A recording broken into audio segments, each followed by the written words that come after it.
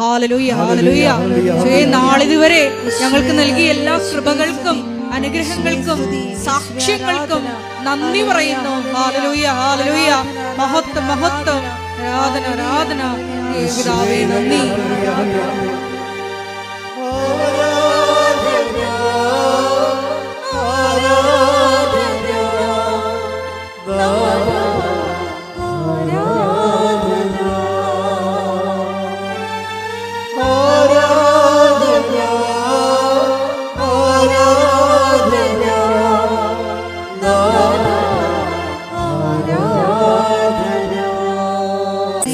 പ്രാർത്ഥിക്കാം. ഹല്ലേലൂയ ഹല്ലേലൂയ ഹല്ലേലൂയ. ഈശോയെ, മരിയൻ ഉടമ്പടി എടുത്ത് പ്രാർത്ഥിക്കുന്ന ഞങ്ങളുടെ കുടുംബങ്ങളെ വിശുദ്ധീകരിക്കണമേ, ശക്തീകരിക്കണമേ, ആത്മാവാൽ വഴി നടത്തണമേ. ഹല്ലേലൂയ ഹല്ലേലൂയ. മഹത്വം മഹത്വം.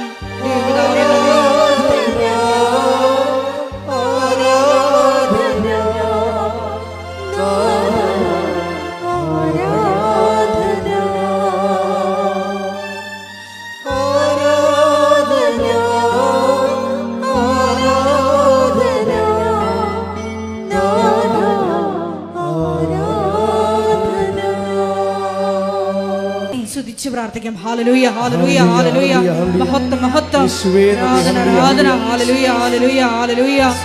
ആരാധനയിലുടനീളം നിന്റെ സാന്നിധ്യം ഞങ്ങൾക്ക് വെളിപ്പെടുത്തണമേ എന്ന് പ്രാർത്ഥിക്കുന്നു. ഞങ്ങളെ സാക്ഷികളാക്കി ഉയർത്തണമേ എന്ന് പ്രാർത്ഥിക്കുന്നു. ഹല്ലേലൂയ ഹല്ലേലൂയ. മഹത്വം മഹത്വം. ആരാധന. കരങ്ങൾ വീശുകൊണ്ട്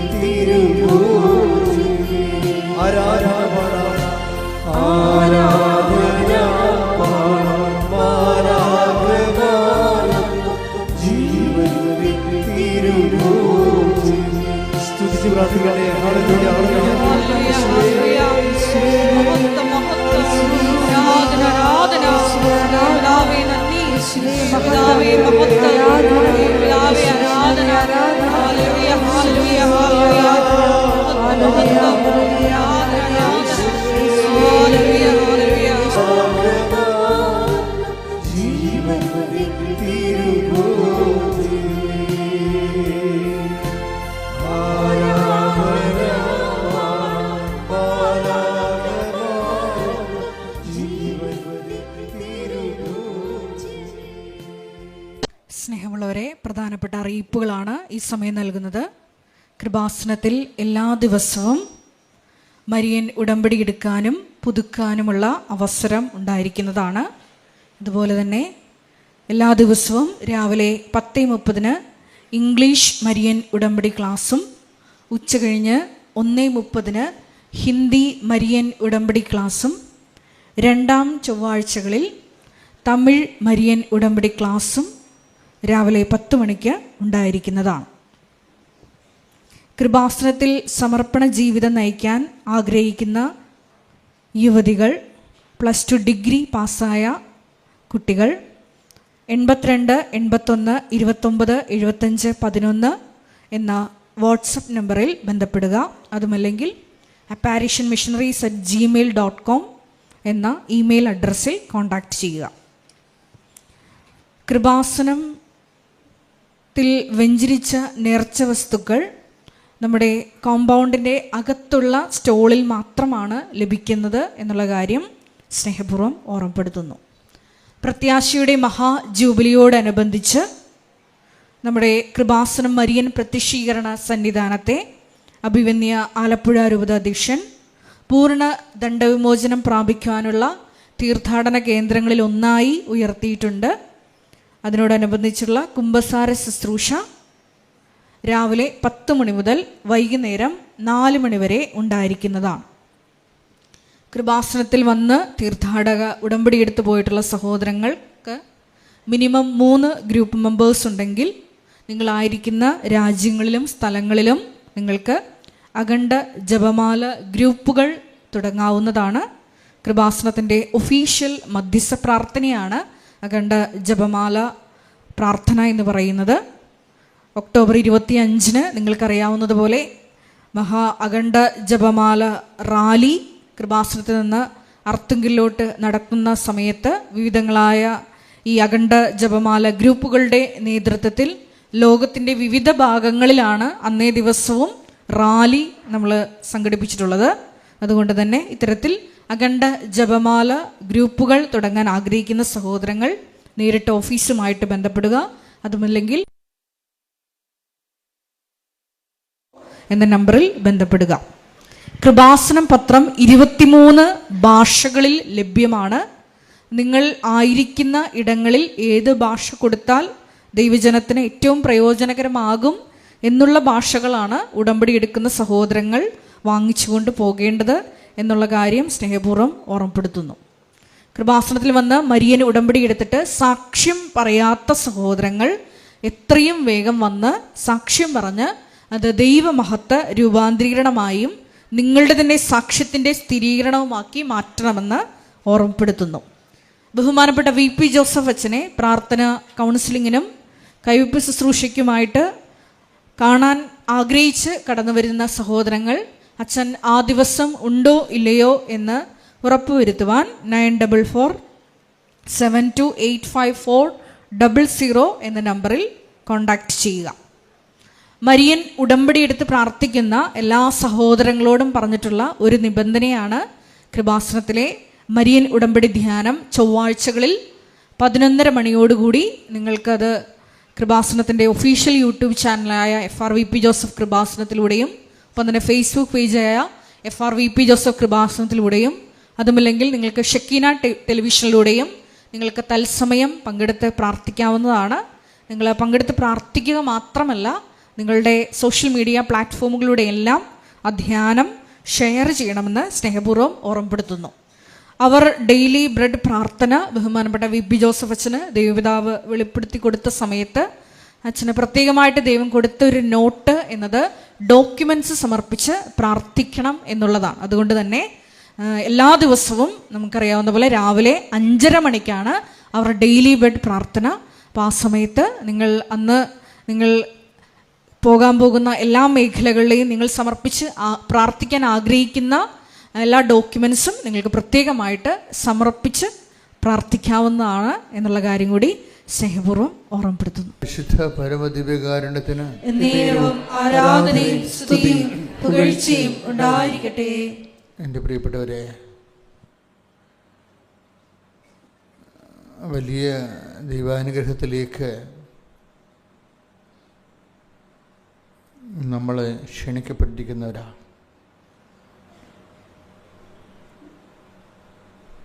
ഒരു ആരാധന മനസ്സ് നിറച്ച്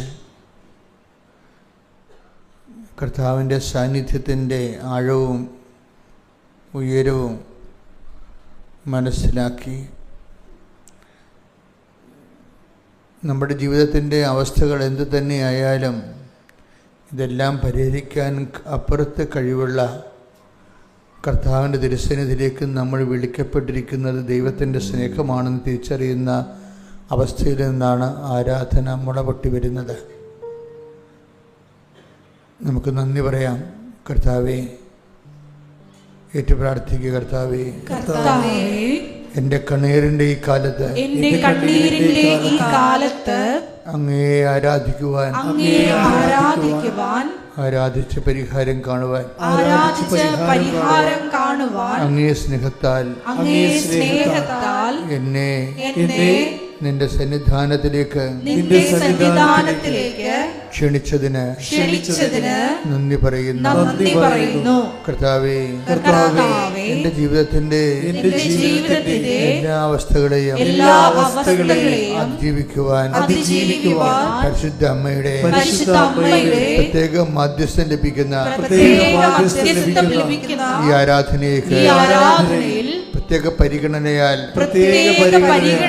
നീ എന്നെ ക്ഷണിച്ചതിന് സ്തോത്രം ചെയ്യുന്നു. കർത്താവേ, എന്നെ ആരാധിക്കുവാൻ എനിക്ക് യോഗ്യത നൽകണമേ. എന്റെ ഇന്നത്തെയും എക്കാലത്തെയും എല്ലാ യോഗ്യതയും ഓർത്തുകൊണ്ട് ഞാൻ മനസ്തപിക്കുന്ന കർത്താവേ, എനിക്ക് പ്രാർത്ഥിക്കുവാൻ ആരാധിക്കുവാൻ യോഗ്യത നൽകണമേ. എന്റെ കർത്താവേ, എന്റെ ആരാധനയെ സ്വീകരിക്കുന്നതിനായി നിന്റെ ആത്മാവിന്റെ അഭിഷേകത്തിൽ എന്നെ നിറക്കണമേ. യേശുവേ സ്തോത്രം, യേശുവേ നന്ദി, യേശുവേ ആരാധന. ഹല്ലേലൂയ. ശ്രുതികട്ടെ ഹല്ലേലൂയ. യേശുവേ നന്ദി. ഹല്ലേലൂയ.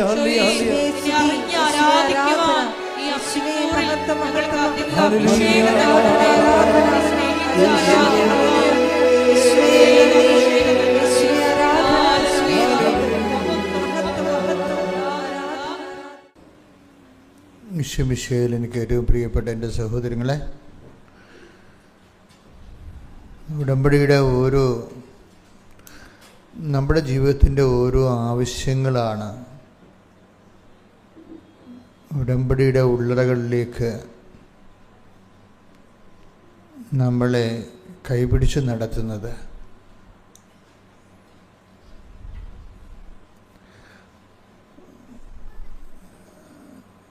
ജീവിതം മുന്നോട്ട് പോകുന്നതനുസരിച്ച് നിങ്ങൾ ഉടമ്പടി എടുത്താലും ജീവിതം മുന്നോട്ട് പോകുന്നതനുസരിച്ച് പുതിയ പ്രതിസന്ധികളെ നമുക്ക് പ്രതീക്ഷിക്കാൻ പറ്റും. അപ്പോൾ നമുക്ക് പുതിയ പ്രതിസന്ധികളെ കാണുമ്പോൾ നമുക്ക് സ്വാഭാവികമായിട്ടും ദൈവമേ ഞാൻ ഉടമ്പടി എടുത്തില്ല എന്നിട്ടും എനിക്കെന്താണ് ഇങ്ങനെ ഒരു പരീക്ഷണം വരണത് എന്ന് നിങ്ങൾക്ക് സ്വാഭാവികമായിട്ട് തോന്നാം.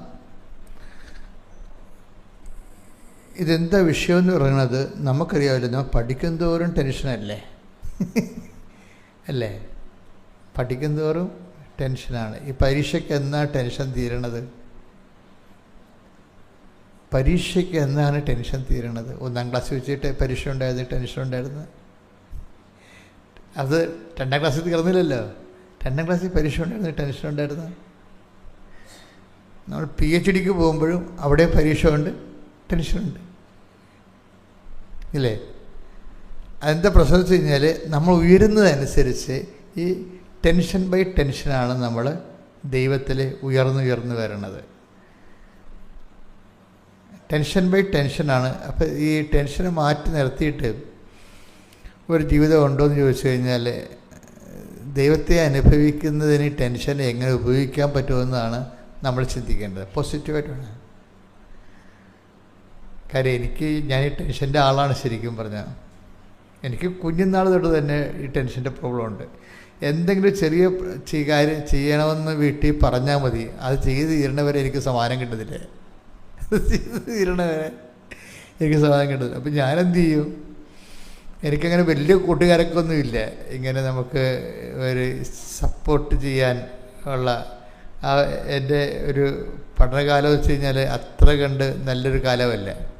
സപ്പോർട്ട് കുറവായിരിക്കും. ഇപ്പോൾ ചില വീടുകളിലൊക്കെ ഒത്തിരിയേറെ കസിൻസും കസിൻസൊക്കെ എനിക്കുണ്ട്, പക്ഷെ ഉള്ള അകലെയാണ് അവരൊക്കെ, അടുത്തൊന്നുമല്ല. അതുകൊണ്ട് ഡയറക്റ്റ് പേഴ്സണൽ സപ്പോർട്ട് കിട്ടത്തില്ല. അപ്പനാണെങ്കിൽ അപ്പൻ അധികം സംസാരിക്കുന്ന ആളല്ല, അപ്പൻ കൽപ്പിക്കുന്ന ആളാണ്, പക്ഷെ സ്നേഹിക്കും, അടുപ്പമൊക്കെ ഉണ്ട്. പക്ഷെ എങ്കിലും അപ്പൻ ക്ഷിപ്രകോപിയ. അപ്പം അത് എക്സ്ട്രാ ടെൻഷൻ ഉണ്ടാകും. പറയുന്ന കാര്യങ്ങൾ പറയുന്ന സമയത്ത് തീർന്നില്ലെങ്കിൽ അതിന് എക്സ്ട്രാ ടെൻഷൻ.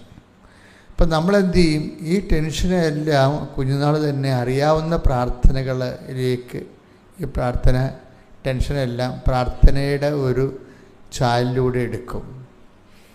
അങ്ങനെയാണ് ഞാൻ ഈ കർത്താവിൻ്റെ മാലാഖ ഉപയോഗിക്കാൻ തുടങ്ങിയത്. ഇന്നിപ്പോൾ ഞാൻ കൊന്തയിൽ എന്തുകൊണ്ടാണ് നിങ്ങളൊക്കെ ഫിക്സ് ചെയ്യണേ? എന്തുകൊണ്ടാണ്? കർത്താവിൻ്റെ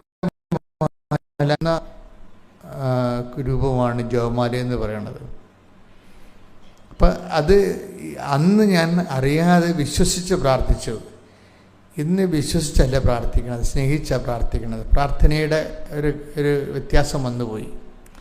ഈ വ്യത്യാസം നിങ്ങളുടെ ജീവിതത്തിൽ ഉണ്ടാകണം. നമ്മൾ പണ്ട് വിശ്വസിച്ചാണ് പ്രാർത്ഥിച്ചുകൊണ്ടിരുന്നത്. ഒരേ സാധനം തന്നെ പണ്ട് ഉപയോഗിച്ചിരുന്നതും ഇന്ന് ഉപയോഗിക്കുന്നതും തമ്മിൽ വ്യത്യാസം ഉണ്ടാകും. പണ്ട് നമ്മൾ വെള്ളം കുടിച്ചിരുന്നത് ദാഹം കെടാൻ വേണ്ടിയാണ് അല്ലേ? ഇന്ന് വെള്ളം കുടിക്കുമ്പോൾ നമ്മൾ ഡീഹൈഡ്രേഷൻ ഉണ്ടാകരുത്, പിന്നെ കിഡ്നിയുടെ പ്യൂരിഫിക്കേഷൻ ഉണ്ടാകണം. അപ്പം ഇങ്ങനെ കുറേ കാര്യങ്ങൾ നമ്മൾക്കറിയാം. ഇപ്പം കുഞ്ഞുങ്ങൾക്കാണെങ്കിൽ കൂടുതൽ അറിയാം. കാര്യം അവരുടെ സിലബസ് എല്ലാം കുറച്ചുകൂടി മെച്ചമായ സിലബസ്സാണ്. അപ്പോൾ വെറുതെ വെള്ളം കുടിക്കണതല്ല, അവരതാണ് വാട്ടർ ബോട്ടിൽ കൂടെ നടക്കുന്നതാണ്. പിള്ളേരുടെ എല്ലാവരുടെ കയ്യിൽ വാട്ടർ ബോട്ടിൽ ഉണ്ടല്ലോ, അവർ കുടിക്കുകയും ചെയ്യും കൃത്യമായിട്ട്. അവരുടെ തൊലിയൊക്കെ മിനുങ്ങിയിരിക്കണതിൻ്റെ കാര്യം എന്താണ്? വെള്ളം കുടിക്കണതാണ്. നമുക്ക് തൊലി മിനുങ്ങണത് നമുക്ക് വെള്ളം കുടിയുമായിട്ട് നമ്മൾ കണക്ട് ചെയ്തില്ലായിരുന്നല്ലോ, ഇല്ലേ? നമ്മുടെ സ്കിന്നൊക്കെ നല്ല ഗ്ലിറ്ററിങ് ആയിട്ടിരിക്കുന്നത് വെള്ളം കുടിക്കണമായിട്ട് നമ്മൾ കണക്ട് ചെയ്തില്ല. സൗന്ദര്യത്തെ പോലും നമ്മൾ വെള്ളം കുടിക്കണമായിട്ട് കണക്ട് ചെയ്തിട്ടില്ല. ദാഹം വരുന്നു, വെള്ളം കുടിക്കുന്നു. ഇപ്പം സൗന്ദര്യവും വെള്ളവുമായിട്ടല്ലേ ഏറ്റവും കൂടുതൽ. നമ്മൾ ബ്യൂട്ടി പാർലറിലൊക്കെ ആൾക്കാർ പോകുന്നുണ്ടെങ്കിൽ അവരും പറയും വെള്ളം കുടിക്കാൻ പറയും, ആവശ്യത്തിന് വെള്ളം കുടിക്കാൻ പറയും. തൊലിയൊക്കെ ഇങ്ങനെ ഉണങ്ങി ഡ്രൈ ഹൈഡ്രേറ്റഡ് ഇരിക്കുമ്പോൾ തന്നെ ആൾ കറുത്തു പോവും. ആൾ വെളുത്തു വരാൻ വേണ്ടി വെള്ളം കുടിക്കാൻ പറയും. അപ്പോൾ വെള്ളത്തെക്കുറിച്ചുള്ള കോൺസെപ്റ്റ് മാറിയില്ലേ? ഇല്ലേ? പണ്ട് ദാഹത്തിന് മാത്രം നമ്മൾ കുടിച്ചു, ഇപ്പം നമ്മൾ സൗന്ദര്യം വർദ്ധിക്കാൻ വേണ്ടി കുടിക്കുന്നു. ഈ ഒരു ഫോർമാറ്റ് ചേഞ്ചിങ് ആധ്യാത്മികതയിൽ വരണം. എന്താ കാരണം വെച്ച് കഴിഞ്ഞാൽ നമ്മൾ പണ്ട് വിശ്വസിച്ച് പ്രാർത്ഥിച്ചു. കാര്യങ്ങൾ മനസ്സിലായി കഴിയുമ്പോൾ പിന്നെ സ്നേഹിച്ച് പ്രാർത്ഥിക്കണം, വിശ്വസിച്ച് പ്രാർത്ഥിക്കണം. ഇപ്പം നമുക്ക് കഴിഞ്ഞ ദിവസങ്ങളിൽ സിസ്റ്റർ 1-2 ദിവസം ഇവിടെ സാക്ഷ്യത്തിനത് പറഞ്ഞു. ഞാൻ ഇവിടെ നിന്നപ്പോൾ കർത്താവ് എന്നോട് കുറച്ച് കാര്യങ്ങൾ സംസാരിച്ചായിരുന്നു. ഞാൻ എല്ലാ ദിവസവും ആൾക്കാരോട് സംസാരിക്കും. എൻ്റെ കുർബാന ഉള്ള ദിവസങ്ങളൊക്കെ ഞാൻ ശരിക്കും പ്രാർത്ഥിച്ച് രാത്രിയും പകലൊക്കെ ഒരുങ്ങിയാണ് വരുന്നത്. അപ്പോൾ രാവിലെ ഞാൻ ആൾക്കാരുടെ മുമ്പ് നിൽക്കുമ്പോൾ കർത്താവ് എനിക്ക് ദൈവിക രഹസ്യങ്ങൾ, കാര്യം നമ്മുടെ ബൈബിളിൻ്റെ ഒരു പ്രത്യേകത ഭയങ്കര ട്രഷറാണിത്, പക്ഷേ ഭയങ്കര പ്രാക്ടിക്കലുമാണ്. ഈ ബൈബിളിൻ്റെ വചനങ്ങൾ അറിഞ്ഞ് ആപ്ലിക്കേറ്റ് ചെയ്താണ് നമ്മളിത് ദൈവത്തിൽ ഉയർന്ന് വളർന്നൊക്കെ വരണത്. അപ്പം അതുകൊണ്ട് ബൈബിളൊക്കെ കേൾക്കുമ്പോൾ സൂക്ഷിച്ചുകൊണ്ടിരിക്കണം. അത് എന്നെ ബാധിക്കുന്ന പ്രശ്നം. ഞാൻ കുർബാനത്തിൻ്റെ പറയില്ല, കുർബാനയ്ക്ക് വരുമ്പോൾ ചെറിയ പ്രശ്നങ്ങൾ ശ്രദ്ധിക്കത്തില്ല. അവരവർക്കും കുർബാനയുടെ മെയിൻ സംഭവം ആ വാഴ്ത്തും കോൺസെക്രേഷനാണ് എന്ന് പറഞ്ഞിട്ട് കോൺസെക്രേഷൻ വരാൻ വേണ്ടി കാത്തിരിക്കും. എവങ്കേലിയോ പോലും ശ്രദ്ധിക്കത്തില്ല. അപ്പോൾ അതിനകത്ത് അറിവില്ലായ്മ കൊണ്ട് അങ്ങനെ സംഭവിക്കുന്നത്. കാര്യം കുർബാനയിൽ ഇതെല്ലാം ഒരുപോലെയാണ്. എവങ്കേലിയും മുറിക്കണതും വചനം മുറിക്കണതും കർത്താവിൻ്റെ ശരീരം അൾത്താരെ മുറിക്കണതും രണ്ടും ഒരേ പ്രോസസ്സാണ്. അപ്പം അതുകൊണ്ട് തന്നെ വചന പ്രഘോഷണത്തിൽ ഇപ്പം വചനാധിഷ്ഠിതമായിട്ടാണ് അച്ഛൻ സംസാരിക്കണമെന്നുണ്ടെങ്കിൽ നമ്മൾ കൊതിയോടുകൂടി കേട്ടിരിക്കണം. വചനം എപ്പോഴും ഓരോ ടൂളാണ്. അപ്പോൾ ഇതിൻ്റെ ഒരു കറസ്പോണ്ടിങ് ആപ്ലിക്കേഷൻസ് ഉണ്ട് അതിൻ്റേതായിട്ടുള്ള. അത് എങ്ങനെയാണ് ആപ്ലിക്കേറ്റ് ചെയ്യുന്നത്? ഇപ്പം തന്നെ കഴിഞ്ഞ ദിവസങ്ങളിൽ ഒരു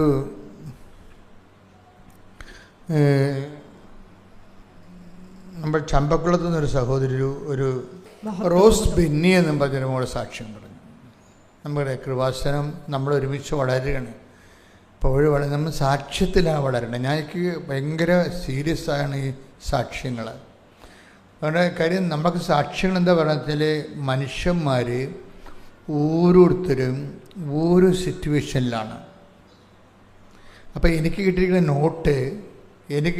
നോട്ട് ക്രിസ്തു എല്ലാമാണെന്നുള്ളതാണ്. ക്രിസ്തു എല്ലാമാണ്. അപ്പോൾ അശുദ്ധാത്മാവ് എന്നോട് പല പ്രാവശ്യം വചനത്തിലുള്ളതാണെങ്കിലും എനിക്ക് കിട്ടിയിരിക്കുന്ന നോട്ട്, നീ ആ മേഖലയിൽ കൂടുതൽ പ്രാർത്ഥിക്കണമെന്ന് പറഞ്ഞിട്ടുണ്ട്. ക്രിസ്തു എല്ലാമാണ്. എന്നിട്ട് പറയും എല്ലാവരിലുമാണെന്ന് പറയും. കൊളോസ്യസ് നമുക്ക് എടുത്ത് ആ വചനം എടുത്ത് കൊളോസോസ് 3:11 ഇവിടെ ഗ്രീക്കുകാരനെന്നോ യഹൂദനെന്നോ പരിച്ഛേദിതനെന്നോ അപരിച്ഛേദിതനെന്നോ അപരിഷ്കൃതനെന്നോ സിദിയനെന്നോ അടിമയെന്നോ സ്വതന്ത്രനെന്നോ വ്യത്യാസമില്ല. പിന്നെയോ ക്രിസ്തു എല്ലാമാണ്, എല്ലാവരിലുമാണ്. സ്റ്റാറ്റസിൻ്റെ പ്രോബ്ലം ഒന്നും ഇവിടെ ഇല്ല. അതാണ് സ്റ്റാറ്റസിനെ ഇവർ നള്ളിഫൈ ചെയ്യുന്നുണ്ട്. ഇപ്പോൾ ഓരോരുത്തരും ഓരോ സ്റ്റാറ്റസിലുള്ള ആൾക്കാരല്ലേ. നമ്മൾ സമുദായത്തിലൊക്കെ ജീവിക്കുമ്പോൾ ബൈബിൾ എങ്ങനെയൊക്കെ വളർന്നാലും ഈ സ്വീകരിക്കേണ്ടത് മനുഷ്യനായത് കാരണം ബൈബിളിൻ്റെ ചിറക് അരിഞ്ഞാണ് നമ്മൾ സ്വീകരിക്കുന്നത്. ഇപ്പം നമ്മൾ ഒരു പക്ഷിയെ വളർത്താൻ വേണ്ടി എടുക്കുമ്പോൾ എന്ത് ചെയ്യും? നമ്മൾ ആദ്യം എൻ്റെ ചിറകെ വെട്ടിക്കണേ. ബൈബിളിൽ നമ്മൾ സ്വീകരിച്ചത് വളർത്ത പക്ഷിയെ പോലെയാണ്. നമ്മുടെ ജാതിയും നമ്മുടെ സമുദായവും ഒക്കെ നോക്കിയിട്ട് ആണ് നമ്മൾ ബൈബിൾ സ്വീകരിച്ചിരിക്കുന്നത്. ഇന്നലെ ഇവിടെ ഒരു അച്ഛൻ നടന്നു വന്ന്, ഒരു എസ്ചക്കാരൻ, അങ്ങനെ ഓക്സ്ഫോർഡിൽ പഠിച്ച ആളാണ്. ഓക്സ്ഫോർഡ് പഠിച്ചിട്ട് ഇപ്പോഴ് റോമിൽ പഠിപ്പിച്ചുകൊണ്ടിരിക്കുന്ന കോളേജിൽ. അദ്ദേഹം നല്ല പ്രൊഫസറാണ്. അപ്പം അദ്ദേഹം ചങ്ങനാശ്ശേരിയിൽ നിന്ന് ഈ മങ്കൊമ്പ് വഴി മഴയത്ത് നടന്ന് വന്ന് കൊന്തയഞ്ചേരിക്കൊണ്ട് മാതാവിൻ്റെ അടുത്ത് ലീവിന് വന്നതാണ് നാട്ടിൽ. എനിക്കാണെങ്കിൽ അദ്ദേഹത്തിന് വല്ലാത്തൊരു ബഹുമാനം തോന്നി. കാര്യം അദ്ദേഹം ഒരു ഉന്നതമായ നിലവാരത്തിൽ എഡ്യൂക്കേഷൻ ലെവലിൽ ഭയങ്കര ഹൈയാണ്. പല പല ഭാഷകളറിയാം, പക്ഷേ വിശ്വാസത്തിൽ അതിനേക്കാൾ ഹൈയാണ്. ഞാൻ രാത്രി അദ്ദേഹത്തിൻ്റെ ഒരു മെസ്സേജ് കണ്ടപ്പോൾ അദ്ദേഹം എനിക്ക് നന്ദിയൊക്കെ പറഞ്ഞ് ഞാൻ അദ്ദേഹത്തെ സ്വീകരിച്ചതിന്. അപ്പം ഞാനൊരു പറഞ്ഞു, നിങ്ങൾ അക്വിനാസിനെ പോലെയാണ് എന്ന് ഞാൻ പറഞ്ഞ് വാട്സപ്പിലൊരു മെസ്സേജ് ഇട്ട്. നിങ്ങൾ അക്വിനാസിനെ പോലെയാണ്. എന്താണ് അക്വിനാസിൻ്റെ പ്രത്യേകത? വിശുദ്ധ അക്വിനാസിൻ്റെ പ്രത്യേകത, നിങ്ങൾ വിശുദ്ധനാണ്. അതേസമയം തന്നെ നല്ല വിജ്ഞാനിയാണ്. ഈ വിജ്ഞാനം കൂടുമ്പോൾ വിശുദ്ധി കുറവില്ല ചില ആൾക്കാർക്ക്. ESന് അങ്ങനെയില്ല, വിജ്ഞാനവും കൂടി വിശുദ്ധിയും കൂടി അതിൻ്റെ ഒപ്പം. അത് നമുക്ക് സംസാരിക്കുമ്പോൾ മനസ്സിലാകും അത്. അപ്പോൾ അതിൻ്റെ വിഷയം എന്ന് പറയണത്, ചില ആൾക്കാർക്ക് ഈ വിജ്ഞാനം കൂടിക്കഴിയുമ്പോൾ വിശുദ്ധി കുറയും. അത് നമ്മുടെ പ്രാർത്ഥന, നമ്മുടെ കപ്പാസിറ്റി, ഈ മെരിറ്റിന് അങ്ങനെ ഒരു ദോഷമുണ്ട്. എന്താണ് മനുഷ്യന്മാരുടെ ഒരു ശത്രു എന്ന് ചോദിച്ചാൽ ഞാൻ പറയും, ഉടമ്പടി ഭാഷയാണ് ഉപയോഗിക്കണമെങ്കിൽ പറയും മെരിറ്റ് ഈസ് ദ എനിമി. നമ്മുടെ ശത്രു മെരിറ്റാണ്. മെരിറ്റ് എന്ന് പറയുന്നത് എന്താണ്? ഒരു പുതിയ ശത്രു ഉടമ്പടി നമ്മളെ ഇങ്ങനെ ഐഡൻറ്റിഫൈ ചെയ്ത് തരും നമുക്ക്. ഉടമ്പടിയുടെ ഒരു ഗുണം അതാണ്. ഉടമ്പടി നമ്മൾ കൺഫ്രണ്ട് ചെയ്യാത്ത, നമ്മളെ അജ്ഞാതമായ കോണിൽ നിന്ന് നമ്മളെ ആക്രമിച്ച് കീഴ്പ്പെടുത്തിയിരുന്ന ഒരു അജ്ഞാത ശത്രുവിനെ, പുരാതനമായ ഒരു ശത്രുവിനെ ഉടമ്പടി ഇങ്ങനെ മുമ്പിൽ കൊണ്ടുവരും. അയാളുടെ പേര് മെരിറ്റ് എന്നാണ്. മെരിറ്റ് എന്ന് വെച്ചാൽ കപ്പാസിറ്റി, നമ്മുടെ യോഗ്യത. നമ്മുടെ യോഗ്യതയ്ക്ക് ഇവൻ നമ്മൾ എന്തുമാത്രം അറ്റാക്ക് ചെയ്യുന്നുണ്ടെന്ന് നമുക്കൊരു പിടിയില്ല. കാര്യം വെച്ചാൽ നമ്മളെപ്പോഴും ഇപ്പം നിങ്ങൾക്കൊരു 50 ലക്ഷം രൂപ FD ഉണ്ടെങ്കിൽ അതിൻ്റെ ബേസിലേ നിങ്ങളെ പ്രാർത്ഥിക്കത്തുള്ളൂ. ഉറപ്പല്ലേ? നിങ്ങൾക്ക് കാലണ ഇല്ലെന്നുണ്ടെങ്കിൽ കർത്താവിൻ്റെ കാര്യക്കെട്ടി വീഴും. കാലണ കയ്യിലില്ലെങ്കിൽ കർത്താവിൻ്റെ കാര്യക്കെട്ടി വീഴും. അലമാര നിറച്ച് കാശാണെങ്കിൽ അതിൻ്റെ കുറച്ചേ പ്രാർത്ഥിക്കത്തുള്ളൂ. ആധ്യാത്മികതയുടെ ഏറ്റവും വലിയ ഇന്നേറ്റ് എനിമി എന്ന് പറയുന്നത്, ആന്തരിക ശത്രു എന്ന് പറയുന്ന മെരിറ്റാണ്.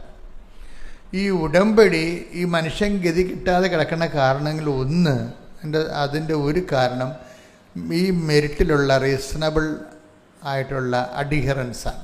എന്ന് വെച്ച് കഴിഞ്ഞാൽ അവൻ്റെ യോഗ്യതയിലുള്ള അമിതമായ ആശ്രയം. എൻ്റെ മക്കളിത് ശരിക്കും മനസ്സിലാക്കണം. ഇതൊരു വളരെ സീരിയസ് ആയിട്ട് മെക്കാനിക്കലായിട്ട് മനസ്സിലാക്കേണ്ടതാണ്. നമ്മൾ റിപ്പയർ ചെയ്യണമെന്നുണ്ടെങ്കിൽ ഇതിൻ്റെ മെക്കാനിസം മനസ്സിലാക്കണം. നമ്മുടെ പല പ്രശ്നങ്ങളും ദൈവം രജിസ്റ്റർ ചെയ്യത്തില്ല. ചില പ്രാർത്ഥനകളുടെ ഒരു കുഴപ്പം, ദൈവം ആ പ്രാർത്ഥന രജിസ്റ്റർ വരത്തില്ല. ഇപ്പം നമ്മളിങ്ങനെ കമ്പ്യൂട്ടറൊക്കെ 100 കണക്കിന് അടിച്ചാലും ചില ആ സേവ് ബട്ടൺ അമർത്തിയില്ലെങ്കിൽ എല്ലാം ഡിലീറ്റായി പോകും. അതുപോലെ പ്രാർത്ഥനകളും എല്ലാം ഡിലീറ്റാണ്, പലതും ഡിലീറ്റായി പോയിട്ടുണ്ട്. നമ്മൾ ചെറുപുറ പ്രാർത്ഥിക്കുന്നുണ്ട്, പക്ഷെ ഓട്ടോമാറ്റിക് ഡിലീറ്റിങ് വരും ഇതിൻ്റെ അകത്ത്. അതിൻ്റെ കാരണം എന്ന് വെച്ച് കഴിഞ്ഞാൽ, ഈ പ്രാർത്ഥന രജിസ്റ്റർ ആകാത്തതിൻ്റെ കാരണം ഇതിൻ്റെ അവലംബങ്ങളുടെ കുഴപ്പമാണ്. അവലംബങ്ങളെന്ന് പറയണത്, ഇപ്പം നമുക്ക് കുറച്ച് ആസ്തി ഭദ്രതയുണ്ടെങ്കിൽ അതിൻ്റെ ബാക്കിയുള്ള കാര്യത്തിന് അവലംബങ്ങളുള്ളു. ഇപ്പം നമ്മൾ മെഡിക്കൽ കോളേജിലേക്ക് രോഗിനെയും കൊണ്ട് പോവുകയാണ്. ഇപ്പം നമ്മൾ തന്നെ രോഗിയായിട്ട് അറ്റാക്ക് അല്ലെങ്കിൽ എന്തെങ്കിലും സംഭവമാണെന്ന് പറഞ്ഞുകൊണ്ട് നമ്മൾ മെഡിക്കൽ കോളേജിലോട്ട് ആംബുലൻസ് പറപ്പിച്ച് വിടുകയാണ്. അപ്പോൾ നമുക്ക് അവിടെ നമ്മൾക്കൊരു ധാരണ ഉണ്ട്, എന്താ, നമ്മുടെ മരുമകനാണ് അവിടെ സർജൻ.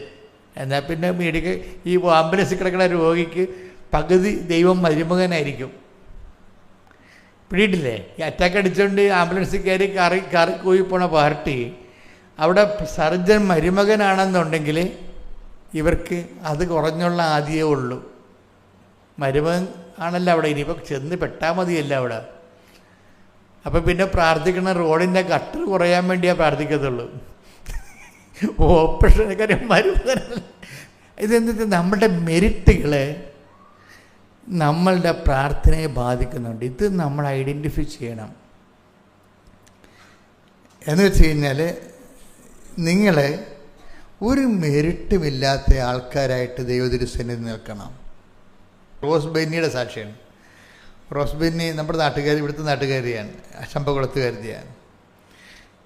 ആ സാക്ഷികളപ്പോൾ എനിക്ക് ഇഷ്ടപ്പെട്ടത് ഇവിടെ അവലംബങ്ങളുടെ പ്ലേസ്മെൻറ്റ് ഭയങ്കര രസമാണ്.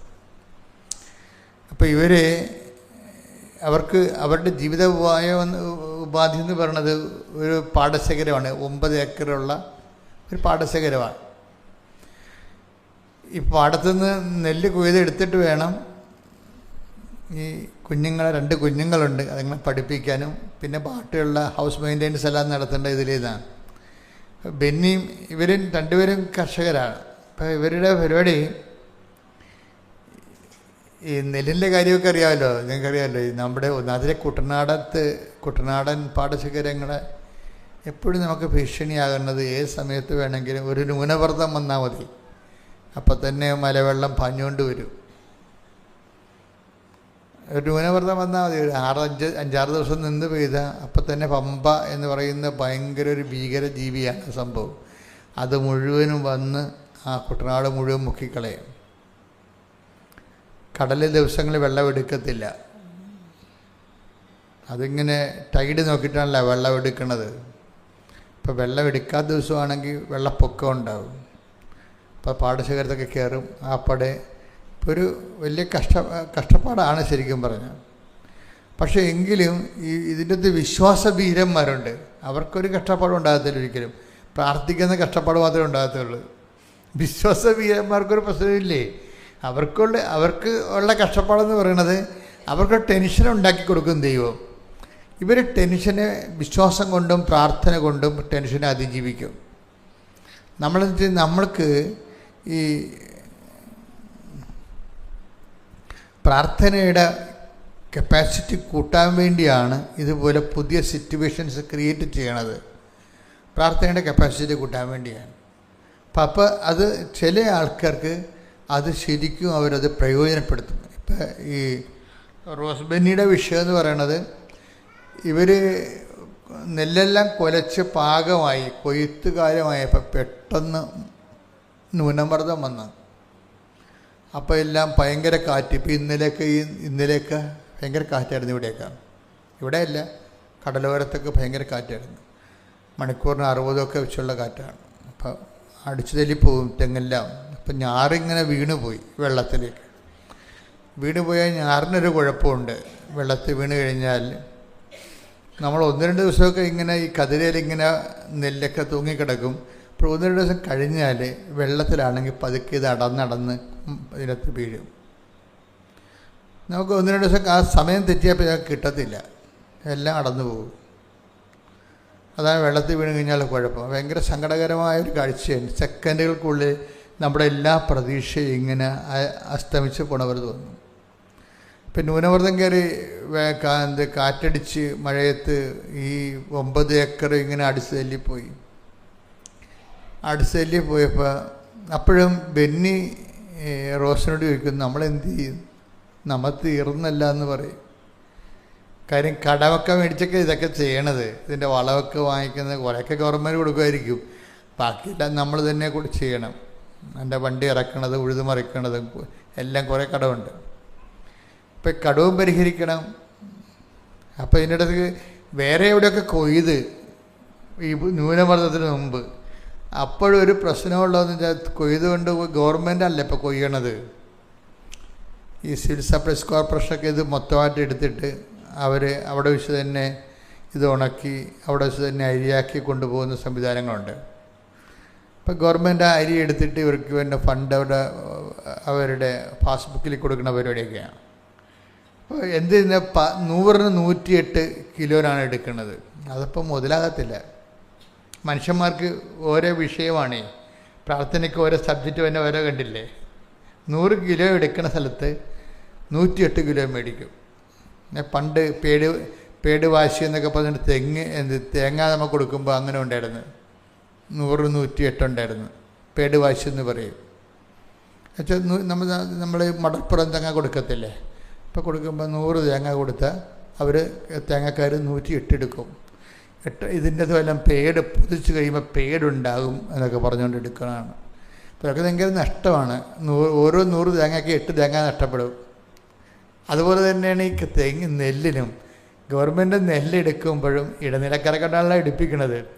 യവന്മാർ അവിടെ ലാഭത്തിൽ നിന്ന് ഒപ്പിക്കാൻ വേണ്ടി 100-ന് 108 കിലോ അളക്കാൻ പറയും. റോസ് ബെന്നിയുടെ പ്രശ്നം ഈ 100-ന് 8 വെച്ചാണ് ഇത് അളക്കണമെന്നുണ്ടെങ്കിൽ 100 കണക്കിന് കിലോ കിൻഡൽ നഷ്ടപ്പെടും. അപ്പോൾ പിന്നെ നമുക്ക് കിട്ടാത്ത കണക്കായിരിക്കും. അപ്പോൾ അവളിപ്പം മാതാവിനോട് പറയും, മാതാവേ 100-ന് 108 വെച്ചാൽ നമുക്ക് നിൽക്കാപ്പള്ളിക്കളിയില്ല. ഇപ്പം ഈ കാലങ്ങളിൽ ഒരു പ്രത്യേകത എന്ന് പറഞ്ഞ് ഉടമ്പടി എടുക്കുന്ന ചില ആൾക്കാർ ഭയങ്കരമായിട്ട് ഉടമ്പടി പ്രയോജനപ്പെടുത്തും. ഉടമ്പടി എന്ന് പറയുമ്പോൾ ദൈവം ഉദ്ദേശിക്കുന്നത് ബൈലാറ്ററൽ എഗ്രിമെൻ്റ് അല്ലേ? ഉടമ്പടി എന്ന് പറഞ്ഞാൽ എന്താണ്? ബൈലാറ്ററൽ എഗ്രിമെൻ്റ് എന്ന് വെച്ച് കഴിഞ്ഞാൽ ഉഭയകക്ഷി കരാറ്. ഉഭയകക്ഷി എന്ന് വെച്ചാൽ രണ്ട് കക്ഷികൾ തമ്മിൽ. അപ്പോൾ ഉടമ്പടി നമ്മൾ ശ്രദ്ധയോടുകൂടിയാണ് എടുക്കണമെന്നുണ്ടെങ്കിൽ ദൈവം ഒരു വ്യക്തിയായിട്ട്, നമ്മളൊരു വ്യക്തിയായിട്ട് ഈക്വലായിട്ട് വരും. ഇത് ചില ആൾക്കാർക്ക് ഇതിൻ്റെ ഇക്കണോമിക്സ് അറിയാൻ പറ്റും. ഞാനും ദൈവവും ഇപ്പോൾ ഒരു ഉടമ്പടിയിലാണ്. അപ്പോൾ അതുകൊണ്ട് ചില ആൾക്കാർ എന്തെല്ലാം പ്രശ്നം വന്നാലും തളരത്തില്ല. എന്താ കാര്യം? ഉടമ്പടിയാണ്, ഉടമ്പടിയിലുള്ളതാണ്. ഇപ്പം മോഡി പ്രധാനമന്ത്രി ട്രംപിനെ പോയി കെട്ടിപ്പിടിച്ചാലും അവർ തമ്മിൽ വലിയ ബിസിനസ് ഡീലൊക്കെ നടത്തിയാലും റഷ്യക്കാരൻ കുലുങ്ങത്തില്ല. എന്താ കാര്യം? നമ്മൾ പത്രക്കാരൊക്കെ പറയും റഷ്യയിൽ നമ്മൾ മാറാൻ പോവുകയാണ്, നമ്മൾ അമേരിക്കയുമായിട്ട് ചേരിൽ വരാൻ പോവുകയാണെന്നൊക്കെ പറഞ്ഞാലും പുടിൻ അവിടെ ഇരുന്നുകൊണ്ട് ഒന്നും കുലുങ്ങത്തില്ല. എന്താ കാര്യം? ഇന്ത്യയുമായിട്ട് വർഷങ്ങളോളം ഒരു ഉടമ്പടിയിലാണ്. ഇതിൻ്റെ അപ്പുറത്ത് ഫോറിൻ കണക്ഷൻസ് ഒന്നും ചെയ്യാൻ പറ്റത്തില്ല. ഉടമ്പടിക്കെതിരാണത്. അത് മോഡി ഒട്ട് ചെയ്യത്തുമില്ലെന്ന് പുടിനറിയാം.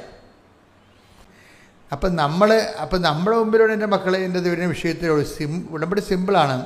അപ്പം നമ്മൾ ദൈവദൃശ്യത്തിൽ ഏറ്റിരിക്കുന്ന കാര്യങ്ങൾ നമ്മളൊരു ദൈവികമായ രീതിയിൽ എടുക്കണമെന്ന് മാത്രമേ ഉള്ളൂ. സിമ്പിളായിട്ട് നമ്മൾ മാനുഷ്യമായിട്ട് രീതിയിലാണ് ചില ആൾക്കാർ ഉടമ്പടി ചെയ്യണത്.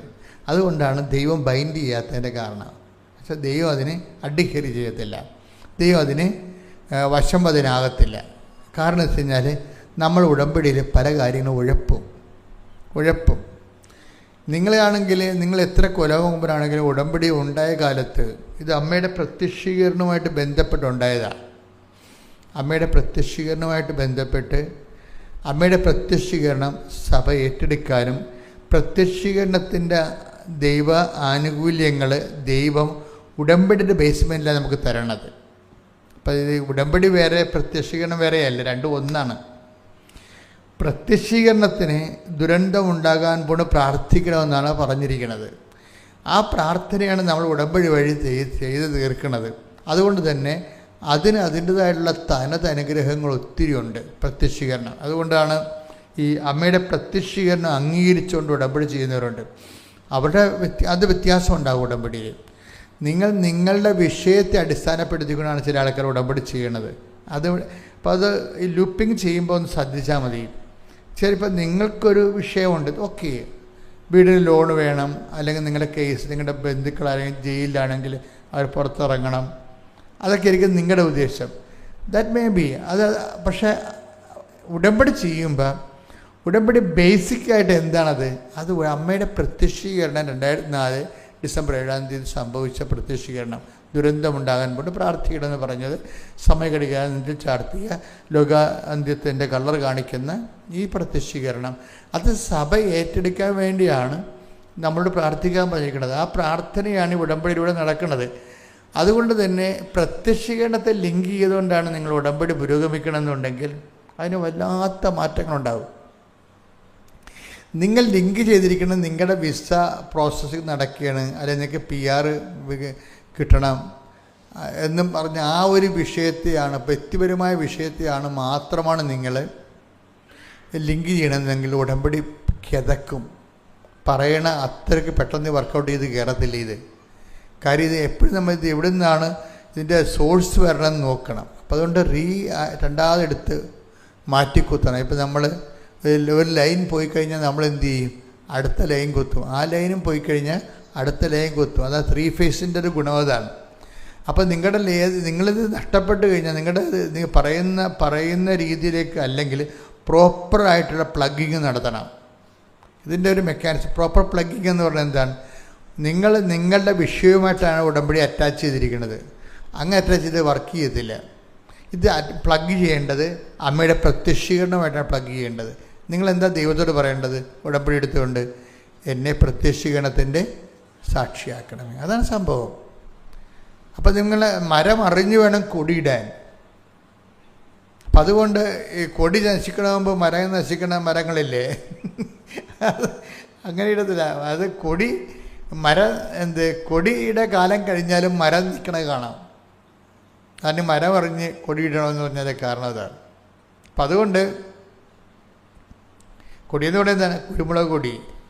കിഴക്കുള്ളവർക്ക് പെട്ടെന്ന് മനസ്സിലാകും, പടിഞ്ഞാറുള്ളവർക്ക് കൊടിയെന്ന് വെച്ചാൽ പെട്ടെന്ന് ഈ മാർക്സിസ്റ്റ് പാർട്ടിക്കാരുടെയും കോൺഗ്രസ്സുകാരുടെയും കൊടിയെന്നേ മനസ്സിലാകത്തുള്ളൂ. അപ്പം മരവള്ളി കൊടിയിട്ടെന്ന് പറഞ്ഞാൽ കുരുമുളക് കൊടിയുടെ കാര്യമാണ് പറയുന്നത്. അത് വല്ല കൊന്നപ്പത്തലും കൊണ്ട് ഇട്ട് കഴിഞ്ഞാൽ ശരിയാകത്തില്ല. അപ്പം അതുകൊണ്ട് അച്ഛൻ്റെ അഭിപ്രായത്തിൽ പ്ലഗിങ് സൂക്ഷിക്കണം.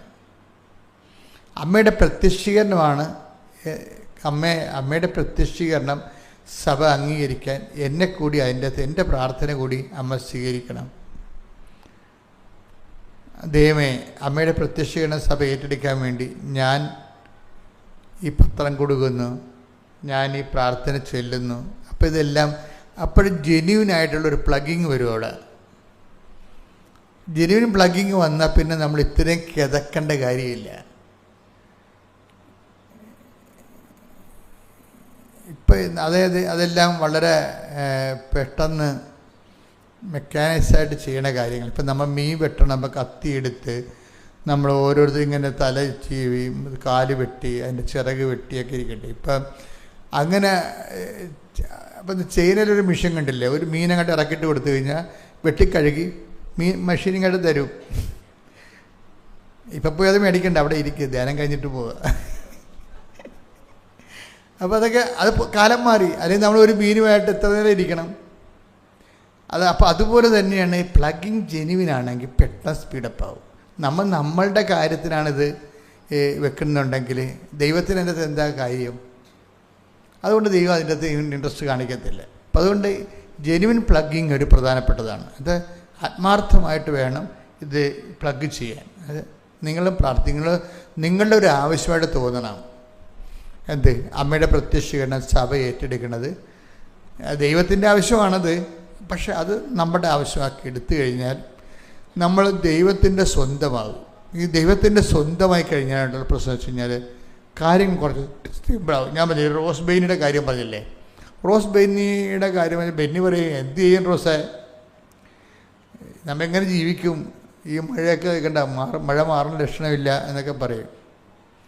അപ്പോൾ റോസ് പറയും, നമ്മൾ അമ്മയുടെ ഉപ്പനെ കൊണ്ടുവന്ന് ഇട്ടിരിക്കണത്, അപ്പോൾ ഇതിന്ന് നമുക്ക് തരാതിരിക്കുക, താഴെ പണി ചെയ്യും, കുർബാനെ കൊണ്ട് കാശ് കൊടുത്തിട്ട് എൻ്റെ കൂടെ നിന്ന് പ്രാർത്ഥിക്കാൻ പറയും.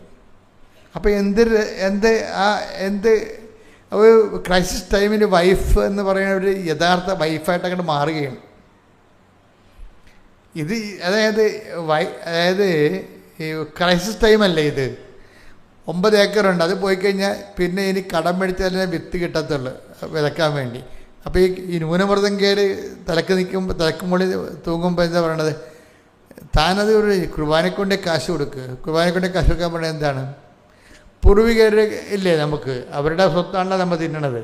അത് ബോധമുണ്ടാണ് അതിനെക്കുറിച്ച്. ഇനി അപ്പനും തന്നില്ല, അമ്മാമ്മ തന്നില്ല, അപ്പാപ്പൻ തന്നില്ലെന്ന് പറയരുത്. നമ്മുടെ തടി തന്നെ അവർ തന്നതാണ്. ഇല്ലേ? ആർക്കും നിഷേധിക്കാൻ പറ്റുമോ? അതാണ് പൂർവികരുടെ ഇനി ആത്മകാര്യങ്ങളുടെ കാര്യം ഇപ്പോൾ ചെയ്യാൻ പറയും. അതൊക്കെ ഒരു ജ്ഞാനമല്ലേ ഈ റോസ് പറയണത്.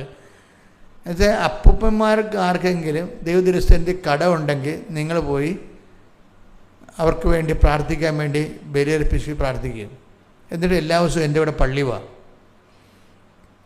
അപ്പോൾ ഉടനെ ബെന്നി പിന്നെ അവർ വിശ്വാസമുള്ളവർ പിന്നെ അവളുടെ വിശ്വാസം കണ്ടപ്പോൾ ബെന്നിക്കും തോന്നി എന്നാൽ അവളുടെ കൂടെ പള്ളിയിൽ പോകാം, കുർബാനയ്ക്ക് പൈസ കൊടുക്കാം.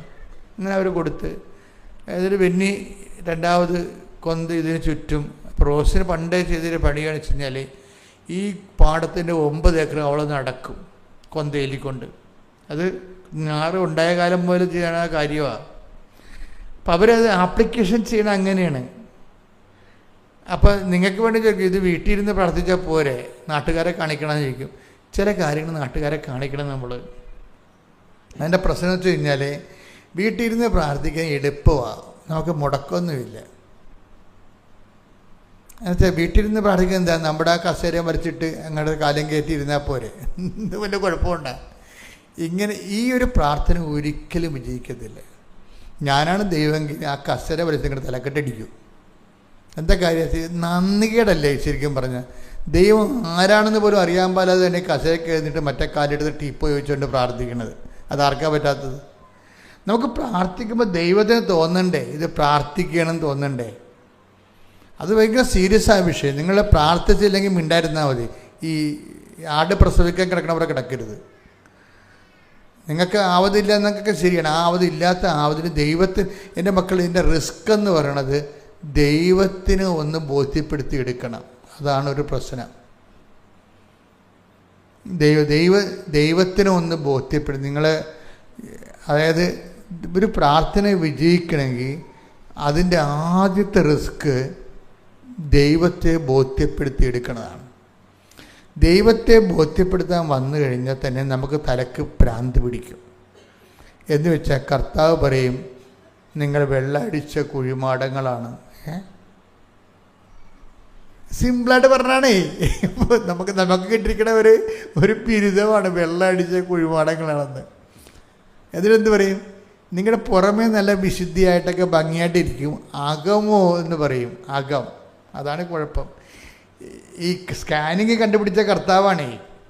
ഈ ആൾ വരുമ്പോൾ തന്നെ സ്കാൻ ചെയ്യും, അതാണ് കുഴപ്പം. ഇതുകൊണ്ട് ദൈവത്തെ വിശ്വസിപ്പിച്ചെടുക്കാൻ വലിയ പാടാണ്. സ്കാനിങ് യന്ത്രം പണ്ട് മുതലേ കണ്ടുപിടിച്ച് വെച്ചിരിക്കുകയാണ്. നിങ്ങളുടെ അകമോ, അതിൻ്റെ എക്സ്റേ കോപ്പി എടുത്ത് പറയും കവർച്ച, ദുഷ്ടത, ശ്രദ്ധിക്കട്ടെ. ഹല്ലേലൂയ, ഹല്ലേലൂയ, കപടനാട്യക്കാരായ നിയമജ്ഞരെ ഫരീസേരെ നിങ്ങൾക്ക് ദുരിതം. നിങ്ങൾ വെള്ളയടിച്ച കുഴിമാടങ്ങൾക്ക് സദൃശരാണ്. അവ പുറമേ മനോഹരമായി കാണപ്പെടുന്നെങ്കിലും അവയ്ക്കുള്ളിൽ മരിച്ചവരുടെ അസ്ഥികളും സർവ്വവിധ മാലിന്യങ്ങളും നിറഞ്ഞു കിടക്കുന്നു. അതുപോലെ ബാഹ്യമായി മനുഷ്യർക്ക് നല്ലവരായി കാണപ്പെടുന്ന നിങ്ങൾ ഉള്ളിൽ കാപട്യവും അനീതിയും നിറഞ്ഞവരാണ്. അതിന് അകമോ എന്നുള്ള വാക്കെടുത്ത്, അകമോ. ലൂക്ക 11:39 ഏറ്റു പറഞ്ഞ, അപ്പോൾ കർത്താവ് അവരോട് പറഞ്ഞു, ഫരീസ്യരായ നിങ്ങൾ കോപ്പുകളുടെയും പാത്രങ്ങളുടെയും പുറം കഴുകി വെടിപ്പാക്കുന്നു. നിങ്ങളുടെ അകമോ കവർച്ചയും ദുഷ്ടതയും കൊണ്ട് നിറഞ്ഞിരിക്കുന്നു. ഈ അകം ഒരു പ്രശ്നമാണ്. കർത്താവ് ഈ ആളെ, നമുക്ക് ദൈവത്തെ വിശ്വസിപ്പിക്കാനുള്ള കുഴപ്പം, ഈ ദൈവം ഇങ്ങനെ നമുക്കൊരു ഫോട്ടോ എടുത്തു കഴിഞ്ഞാൽ, ഇന്നലെ ഇവിടെ ഒരു ഫോട്ടോഗ്രാഫർ ഇവിടെ വന്നായിരുന്നു. അയാൾ എന്നോട് പറഞ്ഞു, അച്ഛാ ഇതിൻ്റെ 3D എടുക്കാൻ നമുക്ക്, ഇത് പിന്നെ 360 ഡിഗ്രി ഇത് റൊട്ടേറ്റ് ചെയ്യേണ്ട രീതി എടുക്കാമെന്ന് പറഞ്ഞു.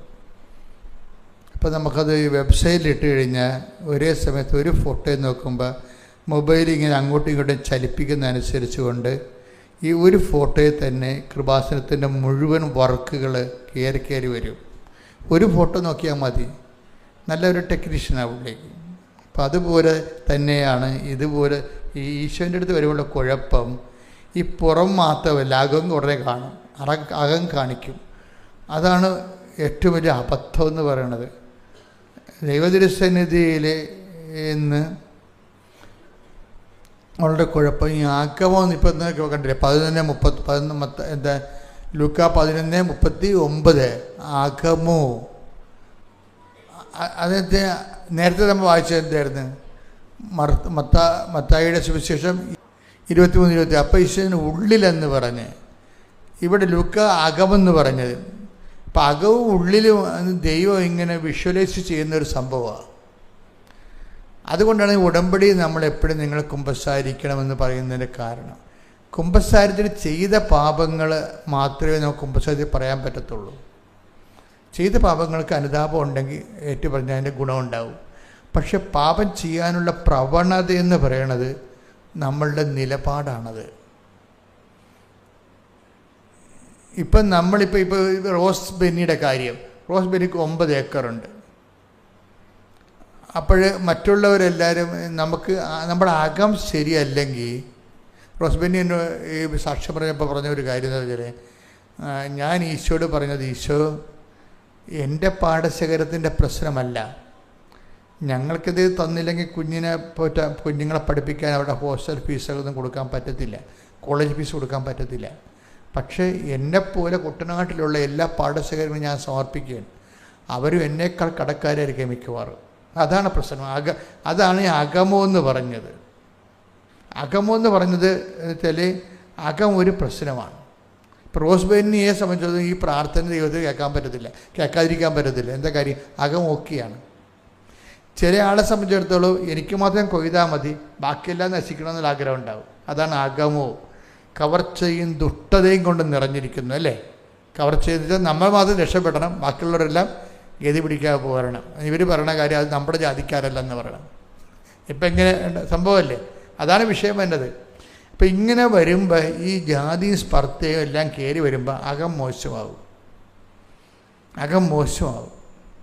അപ്പം എപ്പോഴും നമ്മൾ ശ്രദ്ധിക്കേണ്ടത്. അതുകൊണ്ടാണ് ഈശോ പറയണത്, ഈശോ ഈ അകമോ എന്ന് പറഞ്ഞത് റിപ്പീറ്റ് ചെയ്യണത്, മനുഷ്യരിൽ അവൻ വിശ്വസിച്ചില്ല എന്നുള്ളതാണ്. അകം മോശമാണെങ്കിൽ പിന്നെ നമ്മളെ ദൈവം വിശ്വസിക്കത്തില്ല.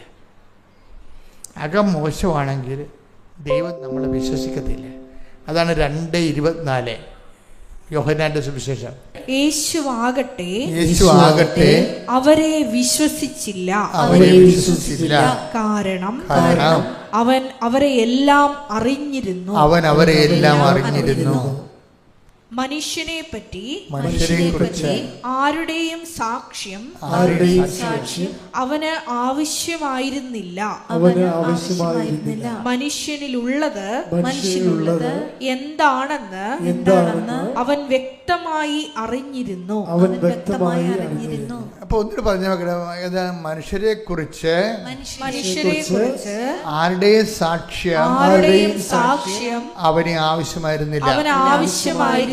കാരണം മനുഷ്യനുള്ളത് എന്താണെന്ന് അവൻ വ്യക്തമായി അറിഞ്ഞിരുന്നു. അപ്പൊ ശുപാർശ നടക്കത്തില്ലെന്നായി പറയണത്. അതല്ലേ പറയണത്. മനുഷ്യരെക്കുറിച്ച് ആരുടെയും സാക്ഷ്യം അവന് ആവശ്യമില്ല. എന്താ കാര്യം? ഇപ്പം നമ്മളിവനെ ശുപാർശ ചെയ്താലും ഇവൻ കയ്യിരിപ്പ് മോശമാണെങ്കിൽ വർക്കൗട്ട് ചെയ്യത്തില്ല.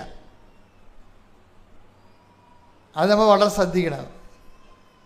അതായത് മനുഷ്യരെക്കുറിച്ച് ആരുടെയും സാക്ഷ്യം ആവശ്യമായിരുന്നില്ല. കാര്യം എന്താണ്? മനുഷ്യൻ്റെ ഉള്ളിലുള്ളത് എന്താണെന്ന് അവൻ അറിഞ്ഞിരുന്നു. അപ്പോൾ ഈ നമ്മുടെ ഉള്ള് ഉടമ്പടിയുടെ പ്രധാനപ്പെട്ട ഒരു ശ്രദ്ധാകേന്ദ്രമാണ്. നിങ്ങളത് എന്തെങ്കിലും മാർഗം ഉണ്ടെങ്കിൽ ഉള്ള് കറക്റ്റ് ചെയ്യണം. എന്തെങ്കിലും മാർഗം ഉണ്ടെന്ന് വെച്ച് കഴിഞ്ഞാൽ ചില ആൾക്കാർ ദൈവം നേരിട്ടിറങ്ങി വന്നാൽ പോലും അവരുടെ പാപത്തിൽ നിന്ന് മാറത്തില്ല. അപ്പം അവരെക്കുറിച്ച് എനിക്ക് പറയാനൊന്നുമില്ല.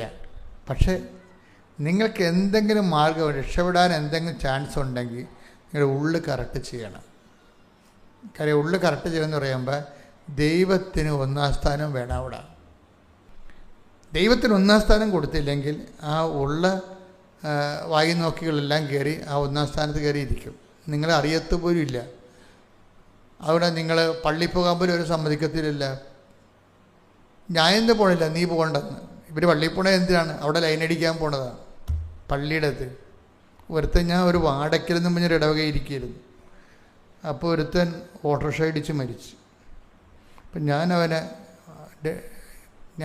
ഇടവക വികാരിയായ കാരണം രാത്രി പോകും, മരിപ്പ് വീട്ടിൽ അടക്കത്തിൻ്റെ സമയത്തും പോകും. പിന്നെ അടക്കി കഴിഞ്ഞ് 2 ദിവസം കഴിഞ്ഞ് പോകും. കാര്യം അടക്കി കഴിഞ്ഞാൽ നമ്മൾ പോകേണ്ടത്. കാര്യം ആ സമയത്താണ് ഈ വീട്ടുകാരും നാട്ടുകാരും എല്ലാവരും പോയിട്ട് ഇവർ ഒറ്റയ്ക്ക്, മരിപ്പ് വീട്ടുകാർ ഒറ്റയ്ക്കിരുന്ന് തേങ്ങണ കാണാം. അപ്പോൾ നമ്മൾ പള്ളിക്കാർ പോയി അവിടെ കർത്താവിൻ്റെ ഒരു സാന്നിധ്യം നമുക്ക് കൊടുക്കണം അവർക്ക്. അത് പ്രധാനപ്പെട്ട ദിവസങ്ങളാണ്. മരിപ്പിൻ്റെ ഇടയ്ക്ക് പോയില്ലെങ്കിൽ മരിപ്പ് കഴിഞ്ഞ് നിങ്ങൾ ബന്ധുക്കളുടെ വീട്ടിൽ പോകണം. അത് നിങ്ങളെല്ലാം പിരിഞ്ഞു പോകാൻ വേണ്ടിയല്ല ചെല്ലണത് തന്നെ. മരിപ്പ് വീട്ടിൽ പോയിട്ടും വാച്ചിട്ട് നോക്കുന്ന ആൾക്കാരല്ലേ ഉള്ളത്, നമ്മുടെ ബന്ധുക്കളെന്ന് പറഞ്ഞിരിക്കുന്ന ആൾക്കാർ. എപ്പോൾ അടക്കാൻ പറ്റും, അച്ഛൻ മന്നില്ല എന്ന് പറഞ്ഞ് നിൽക്കണ കാണാം ആൾക്കാർ. ഇതിങ്ങനെ കണ്ടല്ലേ, ഈ മരിപ്പ് 3 മണിക്ക് അടക്കുമെന്ന് പറഞ്ഞാൽ പിന്നെ ആൾക്കാരെല്ലാം ഇതിങ്ങനെ കാണിക്കണ കാണാം. നമ്മളവർക്കും വല്ല പാർക്കിൻസൺസും ആണെന്ന്. പാർക്കിൻസൺസ് അല്ല, സമയത്തിട്ട് നോക്കണതാണ് വാച്ച്. അച്ഛൻ വന്നില്ല എന്ന്. ഇത്രയുള്ള ബന്ധുക്കളൊക്കെ മര്യാദക്ക് ദൈവമായിട്ടൊരു പിടിപാടുണ്ടാക്കി എടുക്കുക കേട്ടോ. നിങ്ങൾ ഈ പറഞ്ഞ 1-ാം സ്ഥാനത്ത് കരുവിക്കുന്ന ആൾ ഒന്നും ഉതകത്തില്ല. ശ്രുതികട്ടെ ഹല്ലേലൂയ. ഇപ്പം തന്നെ ഞാൻ ഇവരുടെ കാര്യം പറഞ്ഞില്ലേ, അപ്പോൾ ഈ ഓട്ടോറിക്ഷക്കാരൻ, അപ്പം നമ്മൾ ദൈവത്തിന് 1-ാം സ്ഥാനം കൊടുത്തില്ലെങ്കിൽ വേറെ ആൾക്കാരൊക്കെ വരിഞ്ഞു കയറി നമ്മുടെ ജീവിതത്തിലിരിക്കും. നമ്മളത് ഭയങ്കര ഗമയായിട്ട് കൊണ്ടുനടക്കുകയും ചെയ്യും. മനുഷ്യൻ എന്തുമാത്രം വിഡ്ഢിയാണെന്നറിയാമോ? അപ്പം ഞാൻ ഈ വീട്ടിൽ ചെന്ന്, അപ്പോൾ എന്നെ കണ്ടപ്പോൾ തന്നെ അവിടുത്തെ ഒരു ടീച്ചറാണ്, എൻ്റെ മകനാണ് മരിച്ചു കിടക്കണ ഓട്ടോറിക്ഷ ഇടിച്ച്. അപ്പം എന്നെ കണ്ടപ്പോൾ പറഞ്ഞു, എൻ്റെ അച്ഛാ, ഞാനെല്ലാം കുരിശ് വിട്ടാണ് ഇവനെ കിടത്തിയത്, ഒരു കുരിശ് ഇവനെ രക്ഷിച്ചില്ലെന്ന്. അപ്പോൾ എനിക്കിട്ട് പാരപണിയാണ്, മരിപ്പിൻ്റെ ഇടയ്ക്ക് അച്ഛനിട്ട് പണി കൊടുക്കണവർ.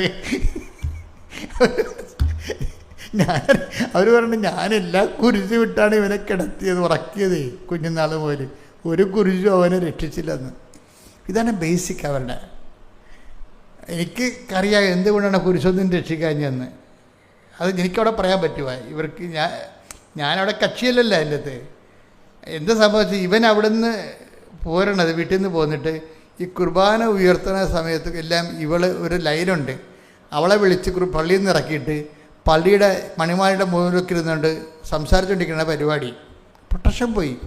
എപ്പോഴും നമ്മൾ ശ്രദ്ധിക്കണം. നമ്മൾ ഒന്നിറങ്ങിയ നേരം വിളിക്കുമെന്ന് വിചാരിക്കരുത്. കാര്യം നമ്മൾക്ക് ദൈവം നമ്മൾ നിലനിൽക്കുന്നത് തന്നെ ദൈവം നമ്മുടെ പ്രൊട്ടക്ഷനുണ്ട്. നമുക്ക് പുറകിൽ കണ്ണില്ലെന്ന് എപ്പോഴും ഓർത്തേക്കണം. പുറകിലെ കണ്ണ് ദൈവത്തിൻ്റെ കണ്ണാണ്. അത് നിങ്ങൾ ഈ തലക്കെട്ട് കെട്ടി അടച്ചു വെക്കരുത്. ഞാൻ പോരാളിയാണെമ്പോൾ ഞാൻ തലക്കെട്ട് കെട്ടുന്നത്. തലക്കെട്ട് കെട്ടുമ്പോൾ ദൈവത്തിൻ്റെ പുറകിലെ കണ്ണ് അടഞ്ഞു പോകും. ദൈവത്തിൻ്റെ കണ്ണാണത്. എൻ്റെ പ്രശ്നം വെച്ചാൽ ദൈവമാണ്. നമുക്ക് എല്ലാവരും കാണാൻ പറ്റില്ല മക്കളെ. ജോലി ഉണ്ടെന്ന് വെച്ചാൽ നമുക്ക് സമാധാനം ഉണ്ടാകുന്ന നിർബന്ധമില്ല. ആരോഗ്യം ഉണ്ടെന്ന് വെച്ചാൽ നമുക്ക് സന്തോഷമുണ്ടെന്ന് നിർബന്ധമില്ല. കുറേ പകുതിയോളം കാര്യം ദൈവത്തിൻ്റെതാണ്. ആദ്യമേ തന്നെ നമ്മൾ വാള് വെച്ച്, അഹങ്കാരത്തിൻ്റെ വാള് വെച്ച് കീഴടങ്ങണം. കർത്താവേ, നീ എന്നെ കൈപിടിച്ച് നടത്തണമേ, ഞാൻ അന്ധനാണെന്ന് പറയണം.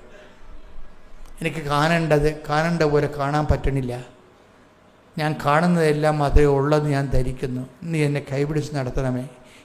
അവിടെയാണ് എളിമ വരണത്. എളിമ ഉണ്ടെങ്കിൽ നമ്മൾ ആശ്രയം ഉണ്ടാവും. ഇപ്പം ഈ റോസ്റ്റിൻ്റെയും ബെന്നിയുടെയും വിഷയം എന്താ?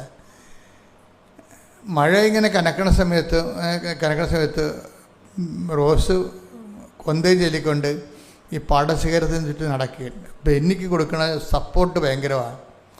ഇത് നമ്മൾ ഉടമ്പടി എടുത്ത പാടശേഖരമാണ്. നമ്മൾ മാത്രമല്ല, നമ്മൾ മൂലം ഇവിടെയുള്ള പാടശേഖരങ്ങളെല്ലാം രക്ഷപ്പെടും. കാര്യം എന്താ? നമുക്ക് ദൈവമായിട്ട് ബന്ധമുണ്ട്.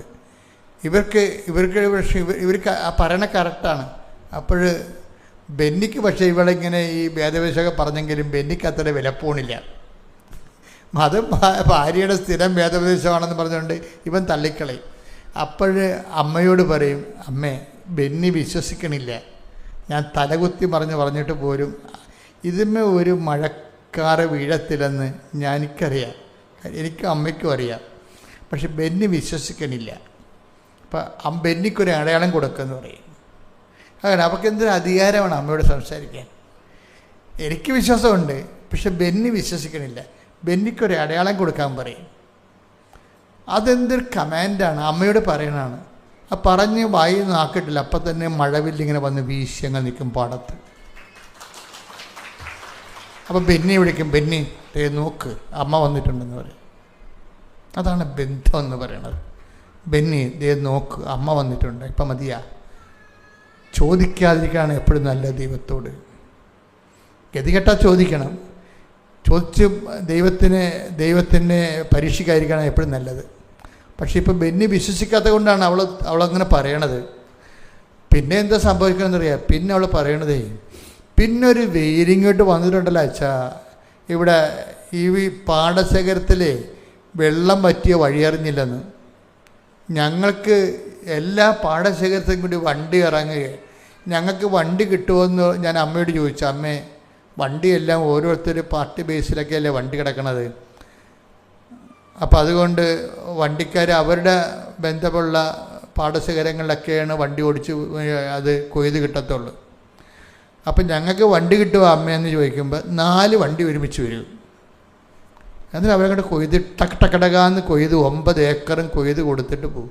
ഒരു നെല്ല് പോലെയാണ്. അപ്പോഴുണ്ട് ഗവൺമെൻറ് വിളിച്ച് പറയണ് 100-ന് 8 വേണ്ട, 100-ന് 1 മതിയെന്ന്. അപ്പം നോക്കി എന്ത് അത് ആ സെക്ഷൻ പോണ പൂക്ക് കണ്ടില്ലേ, അതെന്ന് പറയണത് ഉടമ്പടിയാണ്.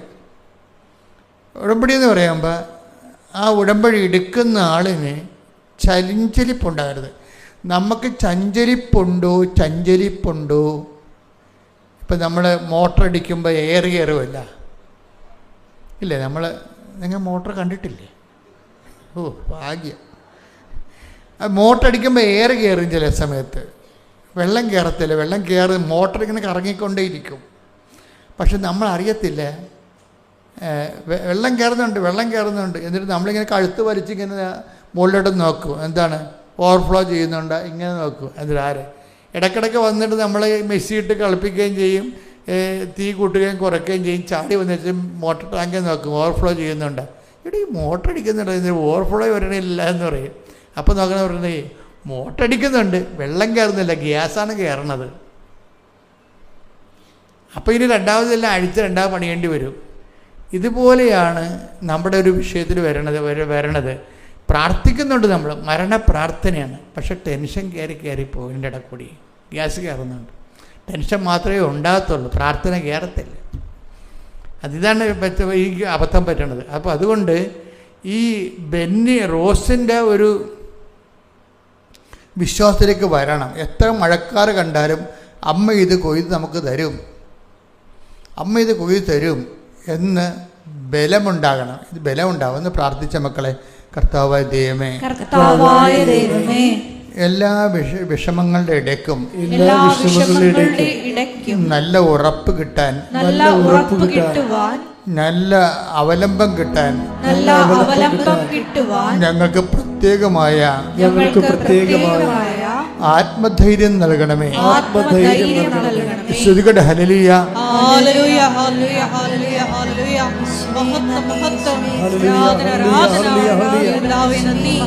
ഇതുപോലെ തന്നെ ഒരു സാക്ഷ്യമാണ് ഈ ആഴ്ചത്തെ, നല്ലൊരു സാക്ഷ്യമാണ്.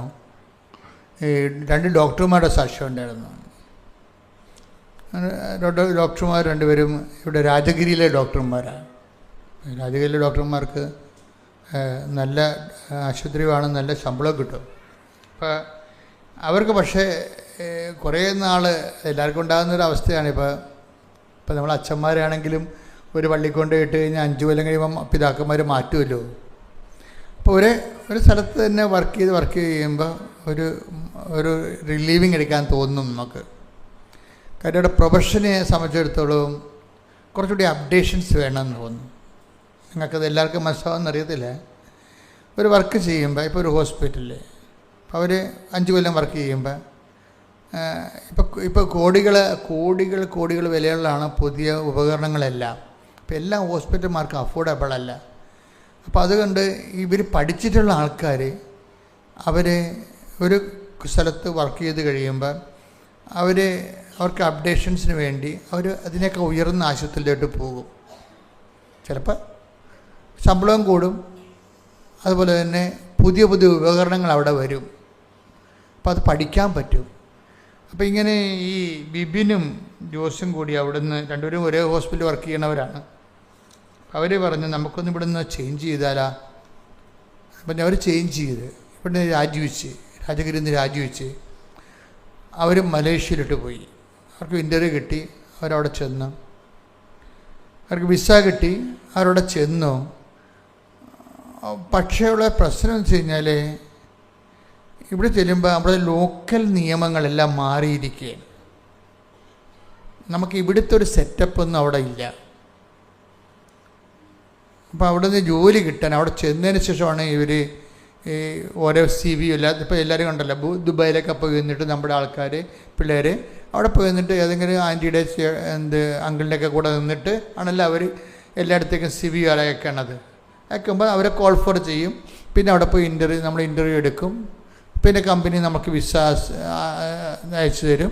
പിന്നെ നമ്മൾ അങ്ങോട്ട് പോകാം. വിസിറ്റ് വിസ എടുത്ത് പോയി കഴിഞ്ഞാൽ വിസിറ്റ് വിസ എടുത്തിട്ട് 10-25 ദിവസം നിന്നിട്ട് ഇതെല്ലാം ചെയ്യണം. അപ്പോൾ ഈ വിസിറ്റ് വിസ എടുത്ത് പോയെങ്കിലും കമ്പനികളൊന്നും ഇൻ്റർവ്യൂ ഒന്നും ഒക്കണില്ല. ഇൻ്റർവ്യൂ എന്ന് വെച്ചാൽ ഒക്കണില്ല എന്ന് വെച്ച് കഴിഞ്ഞാൽ ഇവരുടെ ക്വാളിറ്റി എന്ന് പറയുന്നത് ഈ രാജഗിരിയേക്കാൾ മെച്ചമായിട്ടുള്ള ഇതിനേക്കാൾ സൂപ്പർ സ്പെഷ്യാലിറ്റി ആയിട്ടുള്ള ഒരു ഹോസ്പിറ്റലാണ് ഇവർക്ക് പോകേണ്ടത്.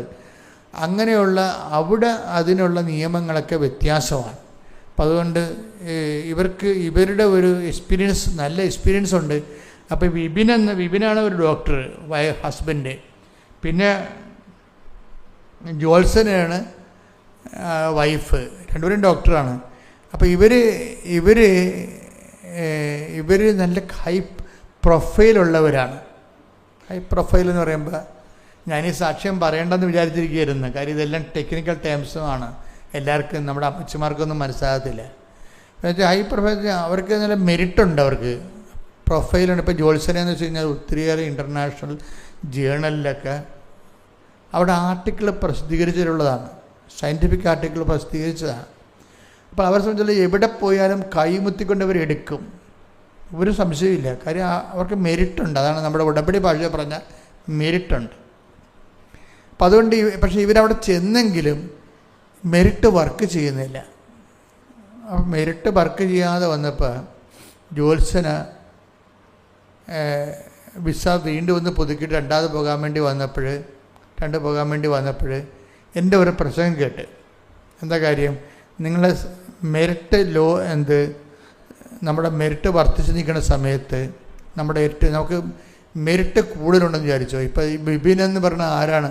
ബിബിൻ ഒരു പൾമനോളജിസ്റ്റാണ്. എന്നുവെച്ചാൽ ഈ ശ്വാസകോശങ്ങളെക്കുറിച്ച് ചൈൽഡായിട്ടുള്ള കുഞ്ഞുങ്ങളുടെ ശ്വാസകോശ വിദഗ്ധനാണ് പുള്ളി. MD ആണ്. MD എന്ന് വെച്ചാൽ MD ICUവിൽ വർക്ക് ചെയ്യുന്ന ആളാണ്. ICU എന്ന് വെച്ച് കഴിഞ്ഞാൽ ഡെഡ് ലൈനിൽ നിൽക്കുന്ന കുഞ്ഞുങ്ങളില്ലേ, അവരെ ട്രീറ്റ് ചെയ്യാനാണ് ആൾ. Dead line. അപ്പോൾ ഭയങ്കര എക്സ്പീരിയൻസ്ഡ് ആണ്. അങ്ങനെ എല്ലാവർക്കും കിട്ടത്തില്ലത്. MD എടുത്തുകൊണ്ട് പൾമനോളജിസ്റ്റാണ്, ചൈൽഡായിട്ടുള്ളവരുടെ കുഞ്ഞുങ്ങളുടെ ഡോക്ടറാണ്.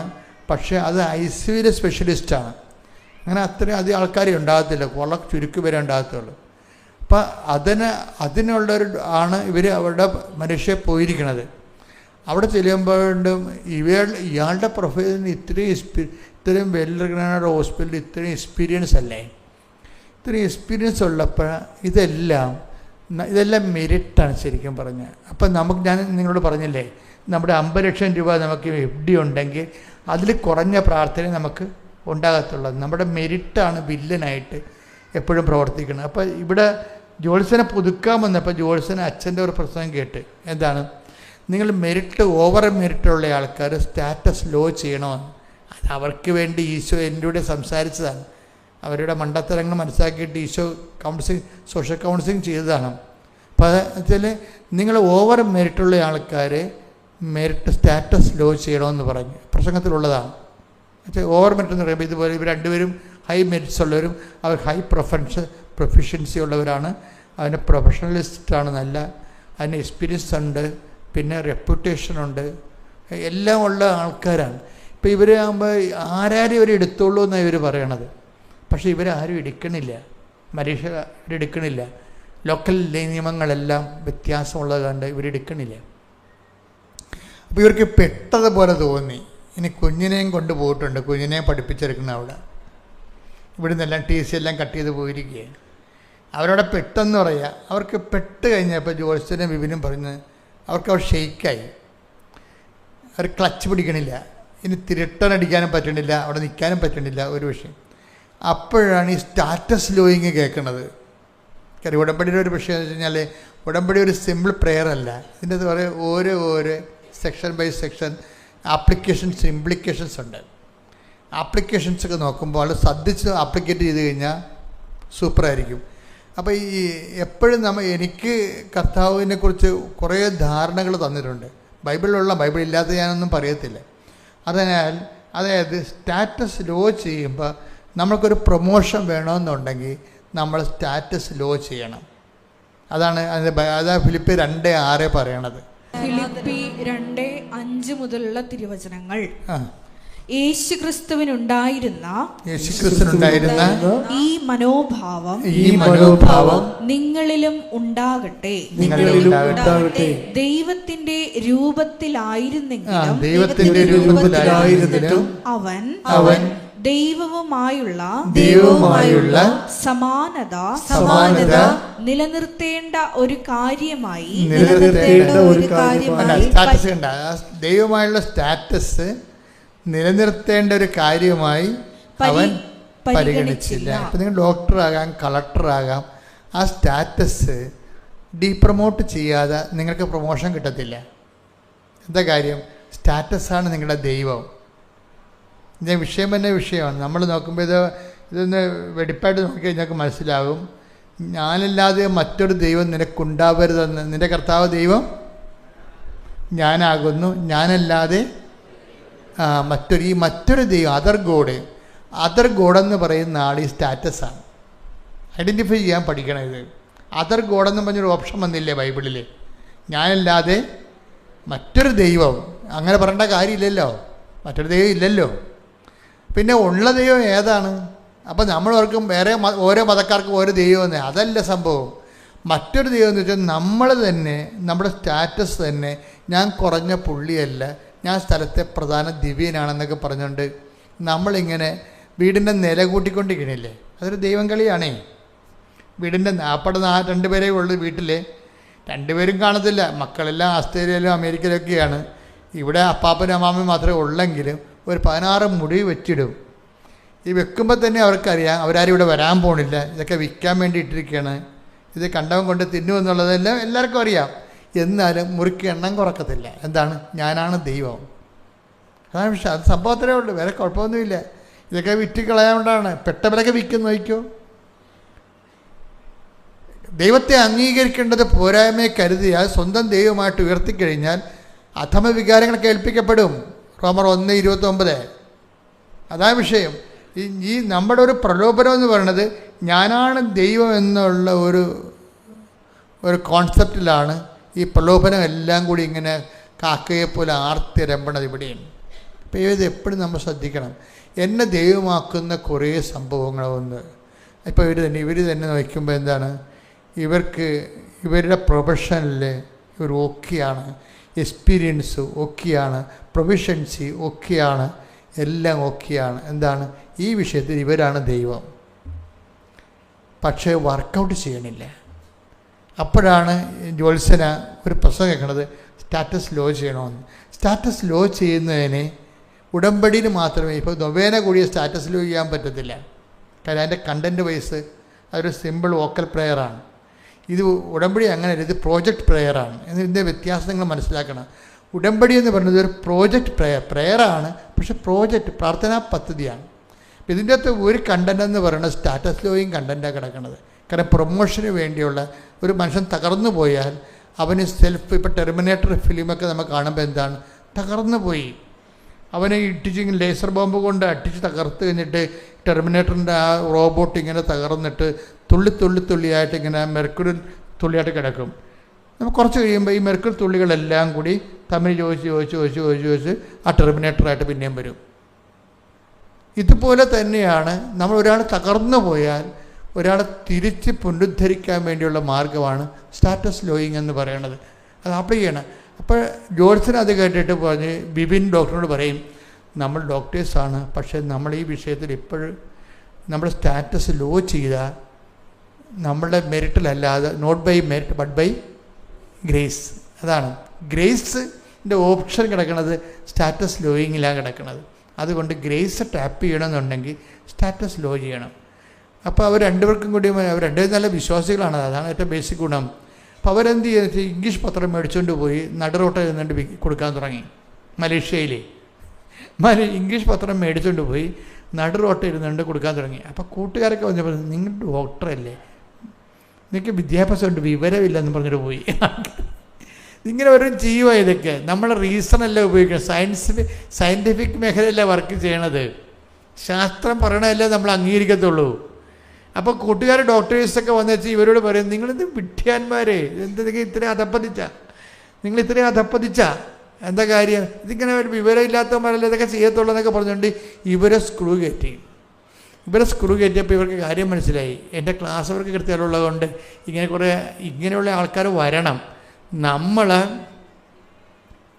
അതായത് ദൈവം നോക്കണത് എങ്കിലും നീ എൻ്റെ നാമത്തെ, ആൾക്കാരിങ്ങനെ ഓരോ തോന്നിവാസമൊക്കെ പറഞ്ഞ് നമ്മൾ ഇടിച്ചു താത്താൻ നോക്കി, നമ്മളെ എങ്കിലും ടേക്ക് ദ ബെഡപ്പ്. വെളിപാട് 3:8. വെളിപാട് 3:8. നിന്റെ പ്രവൃത്തികൾ ഞാൻ അറിയുന്നു. കണ്ട, അതാ വിഷയം. നോക്കി, വെളിപാട് 3:8 എന്താണ്? ഒന്നേറ്റ് പറഞ്ഞ്, നിന്റെ പ്രവൃത്തികൾ ഞാൻ അറിയുന്നു. ദൈവം അറിയുന്നു. ഇതാ നിന്റെ മുൻപിൽ ആർക്കും പൂട്ടാൻ കഴിയാത്ത വിധം തുറന്നു കിടക്കുന്ന ഒരു വാതിൽ ഞാൻ സ്ഥാപിച്ചിരിക്കുന്നു. കൈയടിച്ചട്ടെ, ശ്രദ്ധിക്കട്ടെ.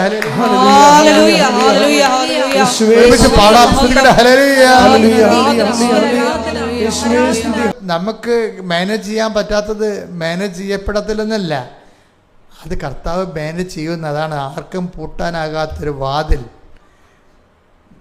അതായത് നിങ്ങളുടെ നിയമങ്ങൾക്കോ നാട്ടിലെ നിയമങ്ങൾക്കോ നിങ്ങളുടെ ശത്രുക്കൾക്കോ നിങ്ങൾക്ക് പാരയെ സൂചി വെക്കുന്നവർക്കോ ആർക്കും പൂട്ടാനാവാത്തൊരു വാതിൽ ഞാൻ നിന്റെ മുമ്പിൽ സ്ഥാപിക്കുന്നു. അടുത്ത വചനം എന്താണ്? നിന്റെ ശക്തി പരിമിതമാണ്. നിന്റെ ശക്തി പരിമിതമാണ്. I know it. എങ്കിലും നീ എന്റെ വചനം കാത്തു. അതാണ് പറഞ്ഞത്. അപ്പം നിന്റെ മെരിറ്റ് ചില സമയത്ത് പരിമിതമാകാം. പിന്നെ എന്താണ് ആ വാക്കിന് പ്രാധാന്യം എന്താണെന്നറിയാവോ? എങ്കിലും പറഞ്ഞേ. ഇത് ഏത് വചനമാ? വെളിപാട് 3:8. അതിനകത്തുള്ള വാക്യതാണ് പ്രധാനപ്പെട്ടത്. എങ്കിലും അതാണ്. ഇപ്പം ഈ ഡോക്ടറിനെ, ജോത്സനെ, ബിബിനെ മുമ്പിൽ വന്നിട്ട് അവരുടെ കൂട്ടുകാർ ഡോക്ടർ പറയുകയാണ്, വെളിവ് പോയി അറിയില്ലേ പോയിരിക്കുകയാണെന്ന് ചോദിക്കുകയാണ്. നമ്മൾ സയൻസ് മേഖലയിൽ പ്രവർത്തിക്കുന്നവരല്ലേ, നിങ്ങൾക്ക് വിദ്യാഭ്യാസമുണ്ട്, വിവരമില്ലേ? ഇങ്ങനെയൊക്കെ വലുതൊക്കെ വിവരമില്ലാത്ത ആൾക്കാരാണ് ഈ റോഡിൽ നിന്നുകൊണ്ട് ഇതൊക്കെ കൊടുക്കുന്നത്, മതത്തിൻ്റെ പുറകെ പോകണതെന്നൊക്കെ പറഞ്ഞുകൊണ്ട് യുക്തിവാദികളായ ഡോക്ടർ ഇവരെ കുത്തി സംസാരിക്കും. അപ്പോഴും അവരതിന് മാറത്തില്ല. എങ്കിലും അതാ പറഞ്ഞു കേട്ടില്ലേ, ഇത് നമുക്ക് വേണ്ടതാണ്. ഇങ്ങനെ ആൾക്കാർ പറയണം, പറഞ്ഞിട്ട് നമ്മൾ നിലനിൽക്കണം. നമുക്ക് ചുറ്റുമുള്ള ആൾക്കാരെല്ലാം ഇതുപോലെ ദൈവത്തിൻ്റെ വഴികളിൽ നിന്ന് പിന്തിരിഞ്ഞ് പോകണം. നമ്മുടെ വീട്ടുകാർ വിശ്വാസം ചിലപ്പോൾ സമയത്ത് നമ്മളെ കുത്തിപ്പറയും, വിശ്വാസത്തിനെ തള്ളിപ്പറയും. ഇതെല്ലാം കൊള്ളാം, അധികമായാൽ അമൃതം വിഷമാണെന്ന് പറയും. എല്ലാ ദിവസവും പ്രാർത്ഥിക്കാൻ പള്ളിയിൽ പോകണേ അമ്മമാർ പറയും. ഇപ്പം തന്നെ ബിബിനോട് ജോത്സനൊക്കെ ഒരു പരിപാടിയുണ്ട്, രാത്രി ഇരുന്നുകൊണ്ട് സാക്ഷ്യം കേൾക്കും. അപ്പം നിങ്ങൾക്കറിയാമല്ലോ, വൈഫ് രാത്രി ഇരുന്നുകൊണ്ട് ഈ സാക്ഷ്യം കേൾക്കുമ്പോൾ ഹസ്ബൻഡിന് സങ്കടം വരും. അപ്പോൾ ജോത്സനെ രാത്രിയെങ്കിലും ഇത് കേൾക്കാൻ പാടില്ലാതിരിക്കുകയല്ലേ എന്ന് ചോദിക്കും. ആരാണ്? അപ്പം വൈഫ് രാത്രി ഇരുന്നുകൊണ്ട് കൃപാസനം സാക്ഷ്യം കേൾക്കുകയാണ്. അപ്പോൾ ജോത്സനോട് ബിബിൻ ചോദിക്കും, എൻ്റെ ജോത്സനെ രാത്രിയെങ്കിലും നീ ഇതൊന്ന് ഓഫ് ചെയ്ത് വെക്കാൻ പാടില്ലേ സാക്ഷ്യം എന്ന് ബിബിൻ ചോദിക്കും.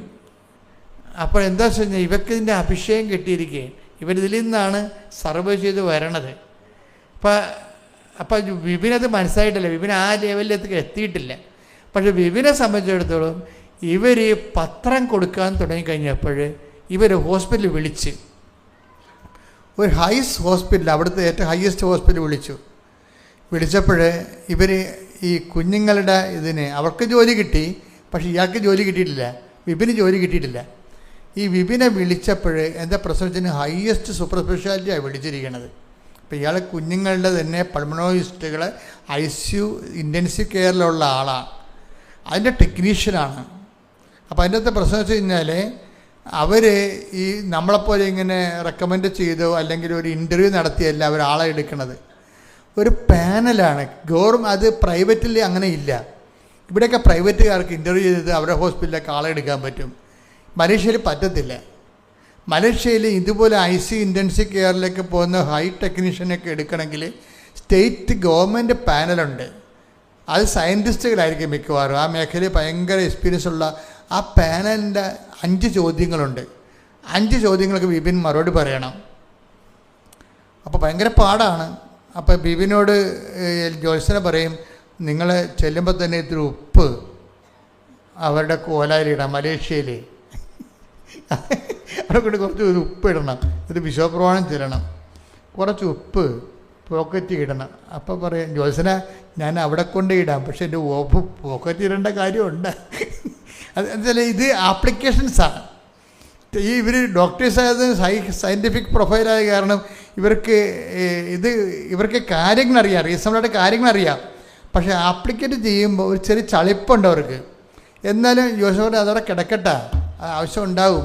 എന്താ പ്രശ്നം വെച്ച് കഴിഞ്ഞാൽ ഉപ്പിൻ്റെയൊക്കെ പ്രോബ്ലം എന്ന് പറയണത്, ഉപ്പെന്ന് പറഞ്ഞാൽ നിങ്ങളവർക്ക് ഇത് ഉപ്പ് നിങ്ങൾ പറയണ ഉപ്പല്ല ഇത്. നിങ്ങൾ ഇവിടുന്ന് നിങ്ങളത് ആപ്ലിക്കേറ്റ് ചെയ്യുമ്പോൾ not by merit but by ഗ്രേസിലാണ് ഈ സംഭവം. നമുക്ക് മെറിറ്റ് പോകത്തില്ലേ? നമ്മുടെ ഓപ്ഷൻ എന്താ? എമർജൻസി. ഇപ്പോൾ ലൈറ്റ് പോയി കഴിഞ്ഞാൽ എമർജൻസി അല്ലേ ഓപ്ഷൻ ഇല്ലേ? അപ്പം മെറിറ്റ് പോയി കഴിഞ്ഞാൽ ഉടനെ ഗ്രേസാണ് ഓപ്ഷൻ. ഗ്രേസിന് നമ്മൾ എന്ത് ചെയ്യണം? നമ്മൾ കൈയും കാലും പൊക്കിയിട്ട് നമ്മൾ നമ്മൾ കൈ പൊക്കിയിട്ട് പട്ടാളക്കാർ യുദ്ധം തോക്കുമ്പോൾ എന്താ പറയണത്? കൈ പൊക്കും അല്ലേ? യുദ്ധം പൊക്കിയിട്ട് തോക്ക് താഴെ വെച്ചിട്ട് കൈ പൊക്കും. അതുപോലെയുള്ള പരിപാടിയാണ് ഉപ്പിടൽ. എന്ന് വെച്ചാൽ എൻ്റെ മെറിറ്റ് തീർന്ന് ഇനി നീ മാത്രമേ എനിക്കുള്ളൂ, ഇനി നീ മാത്രമേ ഉള്ളൂ. അതാണ് ഉപ്പിടുന്നത്. ഉപ്പിട്ട് കഴിഞ്ഞാൽ അതിൻ്റെ അർത്ഥം അവകാശമാണ്. കർത്താവാണ് എൻ്റെ അവകാശം, എൻ്റെ മെറിറ്റായിരുന്നു എൻ്റെ അവകാശം എന്നാണ് ഞാൻ ധരിച്ചിരുന്നത്. എൻ്റെ പ്രൊഫഷൻ, എൻ്റെ സർട്ടിഫിക്കറ്റ്, എൻ്റെ എക്സ്പീരിയൻസ്, എൻ്റെ പ്രൊഫഷൻസി, എൻ്റെ ഇൻ്റർനാഷണൽ ഫോറങ്ങളിലുള്ള എൻ്റെ ആർട്ടിക്കിളിൻ്റെ പ്രസിദ്ധീകരണമൊക്കെയാണ് എൻ്റെ മെറിറ്റ്. ആ മെറിറ്റ് ഇവിടെ ഡൈ ഔട്ടായി പോയി. ഇനി എന്താണ്? ഇനി നിൻ്റെ ഗ്രേസേ ഉള്ളൂ. അത് ഞാൻ പ്രഖ്യാപിക്കുന്നതിൻ്റെ ഇൻസ്ട്രുമെൻറ്റാലിറ്റിയാണ് ഈ ഉപ്പ് ഇംപ്ലിക്കേഷൻ, ഈ ആപ്ലിക്കേഷൻ എന്ന് പറയുന്നത്. എന്താണ്? Not by merit but by grace. ഇനി എൻ്റെ അവകാശം എൻ്റെ മെറിറ്റല്ല, എൻ്റെ അവകാശം എൻ്റെ കർത്താവാണ്. കർത്താവ് വിചാരിച്ചാൽ ഞാനിവിടുന്ന് രക്ഷപ്പെടുത്തുള്ളൂ. അതാണ് വിഷയം. അപ്പോൾ അതുകൊണ്ട് സംഖ്യാപുസ്തകം എടുത്തവനെ, സംഖ്യാപുസ്തകം ശ്രുതികടെ ഹല്ലേലൂയ. ഇസ്രായേൽ ജനം കർത്താവിന് നീരാജനമായി. നീരാജനം കഴിഞ്ഞാൽ സോൾട്ടഡ്, അതായത് ലവണ ഉടമ്പടിയായി, നീരാഞ്ജനമായി സമർപ്പിക്കുന്ന വിശുദ്ധ കാഴ്ചകളെല്ലാം നിനക്കും പുത്രന്മാർക്കും പുത്രിമാർക്കും ശാശ്വത അവകാശമായി ഞാൻ നൽകുന്നു. കർത്താവിന്റെ സന്നിധിയിൽ നിനക്കും സന്തതികൾക്കും ഇത് എന്നേക്കും നിലനിൽക്കുന്ന അലംഘനീയമായ ഉടമ്പടിയായിരിക്കും. ഇതിന് കവനന്റ് ഓഫ് ദി സാൾട്ട് എന്നാണ് പറയണത്, ഉപ്പിൻ്റെ ഉടമ്പടിയെന്ന്. ഉടമ്പടിയെന്ന് നമുക്ക് നിങ്ങളിപ്പോൾ പല സ്ഥലങ്ങളിലൊക്കെ ധ്യാനകേന്ദ്രങ്ങളൊക്കെ ഉപ്പൊക്കെ വെച്ചിട്ട് കൊടുക്കും. അതല്ല കൃപാസന ഉടമ്പടി ഉപ്പാണ് തരണത്. ഉടമ്പടി ഉപ്പ് എന്ന് പറയുന്നത് ഈ സംഖ്യ 18 വായിച്ച് നീരാജനം ചെയ്ത നീരാജനം എന്ന് വെച്ച് കഴിഞ്ഞാൽ ലവണലിപ്തമായ ഉപ്പ് തളിച്ചതെന്ന് എൻ്റെ അർത്ഥം. നെഞ്ചും വലത്തെ കാൽക്കുറകും പോലെ. അതായത് ബലിവസ്തുവിനെ കുറിച്ച് പറയണ, ആടിനെ കുറിച്ച്, ബലിയർപ്പിക്കപ്പെട്ട ആടിനെ നെഞ്ചും, ആടിൻ്റെ നെഞ്ചും ഉപ്പ് തളിക്കും. പിന്നെന്താണ്? വലത്തെ കാൽക്കുറകും പോലെ. വലത്തെ കാലത്തൂടെയും ഉപ്പ് തളിക്കും. പറ. അവയുടെ മാംസം നിനക്ക് അവകാശപ്പെട്ടതാണ്. ആർക്കാണ്? ലേവിയർക്ക്, പുരോഹിതന്മാർക്ക്. പറ.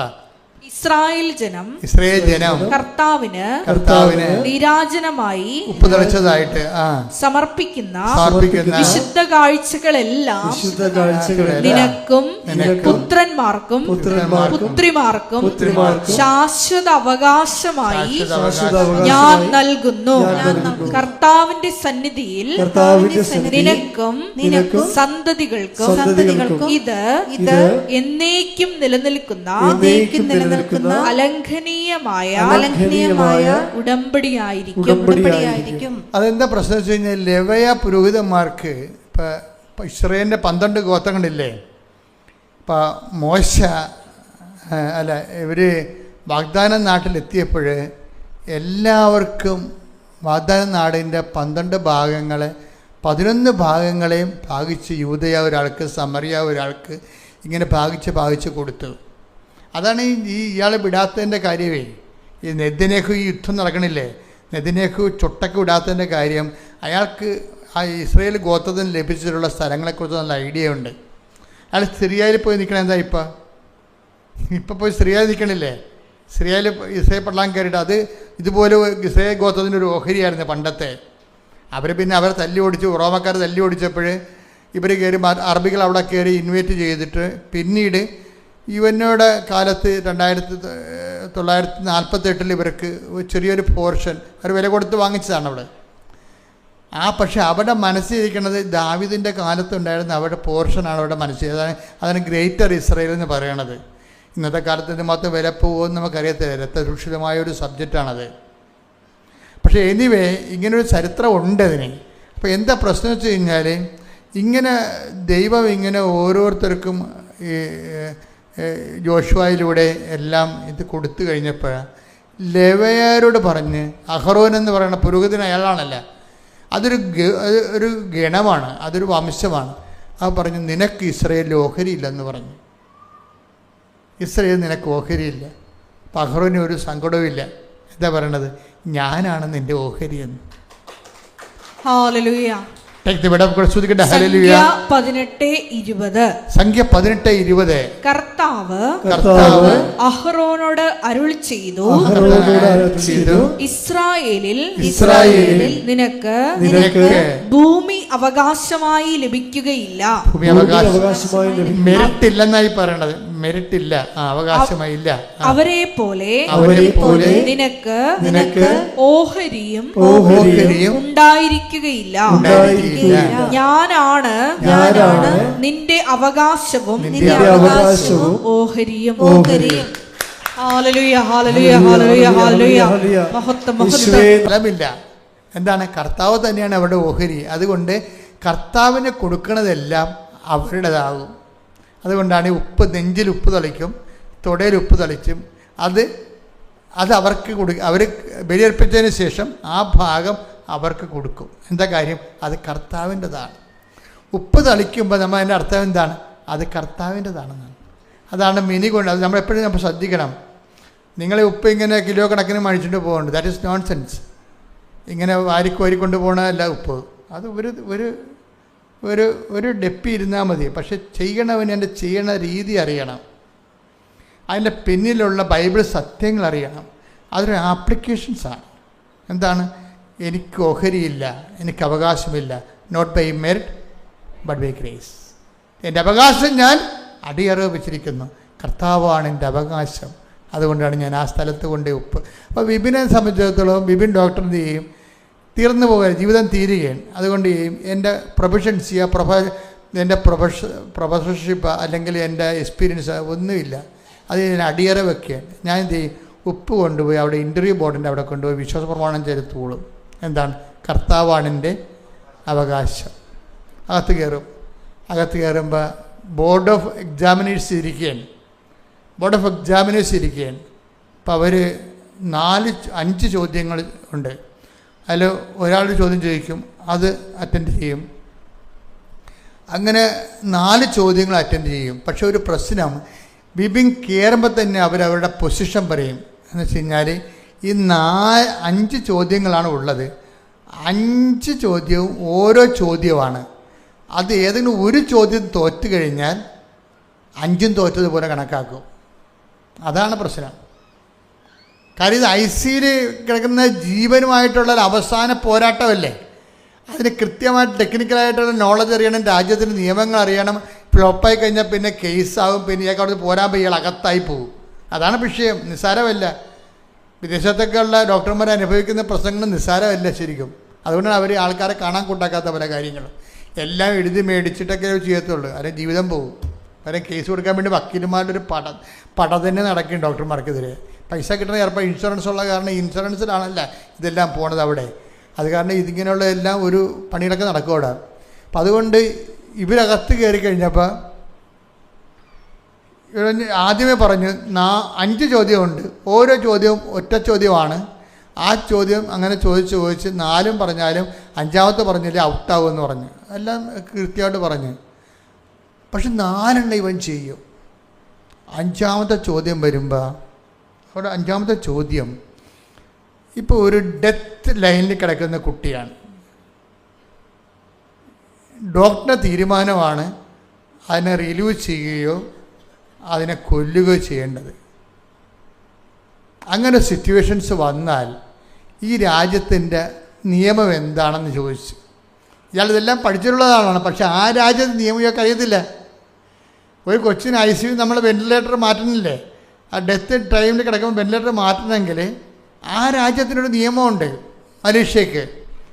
അതെന്താണെന്ന് ചോദിച്ച് ആ രാജ്യം എല്ലാം പഠിച്ച് ടെക്നിക്കലായിട്ട് എല്ലാം അറിയാം, പക്ഷേ ആ ലോക്കൽ കൺട്രിയുടെ നിയമങ്ങൾ അറിയത്തില്ല. അപ്പോൾ പോയി, സങ്കടം തീർന്നു, ജീവിതം തീർന്നു. പഠിച്ചതെല്ലാം പോയി. 4 പറഞ്ഞാണ്, 5-ാമത്തെ പറയാൻ അറിയത്തില്ല. അവിടുത്തെ ലോക്കൽ നിയമം എന്താണെന്ന് അറിയത്തില്ല. അതിങ്ങനെ മാസം മാറിക്കൊണ്ടിരിക്കുന്ന നിയമമല്ലേ, അറിയാൻ പാടില്ല. തീർന്ന് അവരെ കണ്ണിങ്ങനെ നിറയും. തീർന്നില്ല, ഇറങ്ങിപ്പോരണ്ടേ.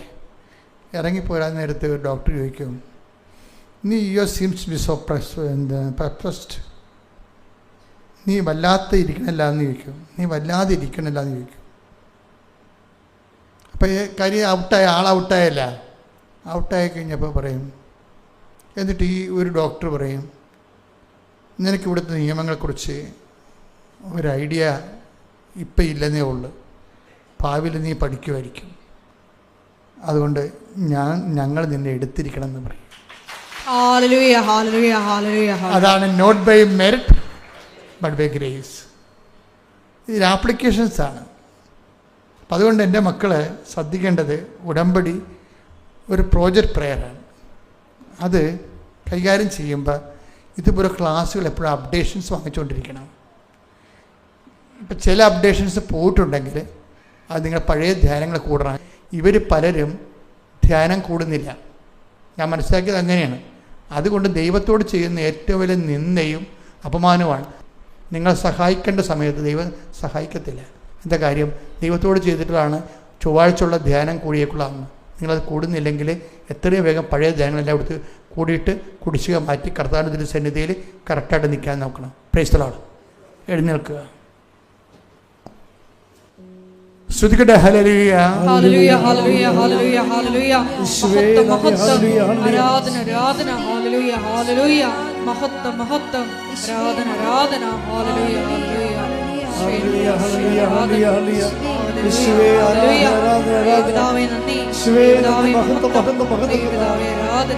വളരെ നല്ലൊരു സമയമാണിത്.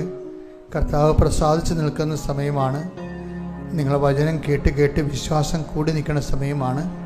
അതുകൊണ്ട് രോഗത്തിന് ഈ സമയത്ത് സുഖപ്പെട്ട ഒത്തിരി സാക്ഷ്യങ്ങൾ നമ്മൾ കേട്ടിട്ടുണ്ട്.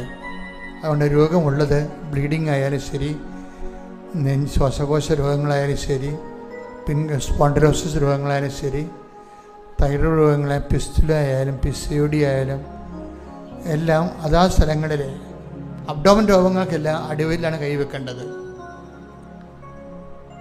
ശിരസ് സംബന്ധമായ രോഗങ്ങൾക്ക് ശിരസ് കൈവെക്കണം. അച്ഛനിങ്ങനെ പ്രാർത്ഥിച്ചുകൊണ്ടേയിരിക്കും. കർത്താവ് നിങ്ങളെ ആൾത്താരെ അനുഗ്രഹിച്ചുകൊണ്ടേയിരിക്കും. മാതാവ് നമുക്ക് വേണ്ടി മധ്യസ്ഥ പ്രാർത്ഥന നടത്തിക്കൊണ്ടേയിരിക്കും. അപ്പോൾ വളരെ ഹാപ്പി ആകണം. ഒന്ന് ശ്രുതിക്കട്ടെ. ഹല്ലേലൂയ, ഹല്ലേലൂയ, ഹല്ലേലൂയ, ഹല്ലേലൂയ.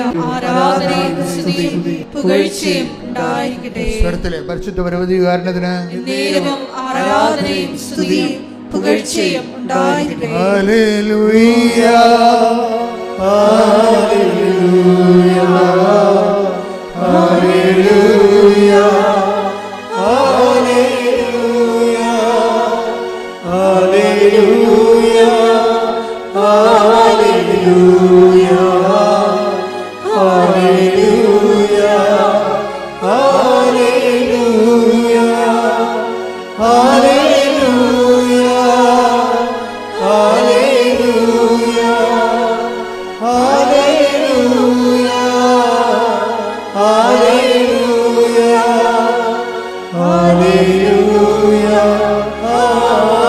ഹല്ലേലൂയ, ഹല്ലേലൂയ, ഹല്ലേലൂയ.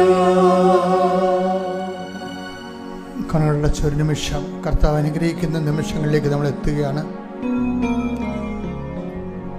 യേശാവ് ഇസഹാക്ക് യേശാവിനെ യാക്കോബിനെ കെട്ടിപ്പിടിക്കുമ്പോൾ പറയുന്ന സ്ഥലം. അവസാന ആശീർവാദത്തിനായി ഇസഹാക്ക് യാക്കോബിനെ കെട്ടിപ്പിടിക്കും. അപ്പോൾ അവൻ്റെ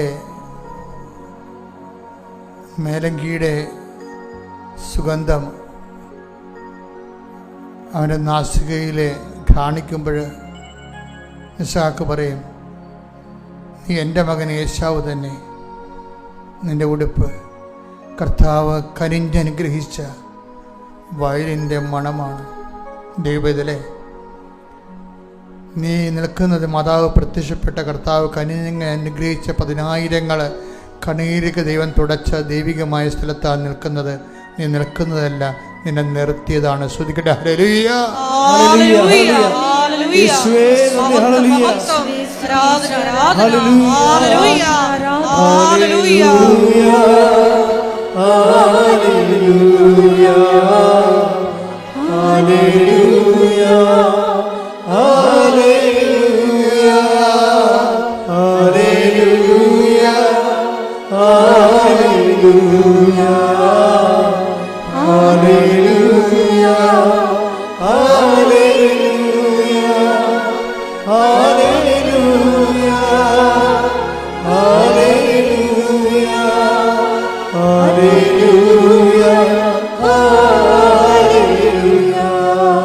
പരിശുദ്ധ പരമദിവ്യകാരുണ്യത്തിന് ആരാധനയും സ്തുതിയും പുകഴ്ചയും ഉണ്ടായിരിക്കട്ടെ.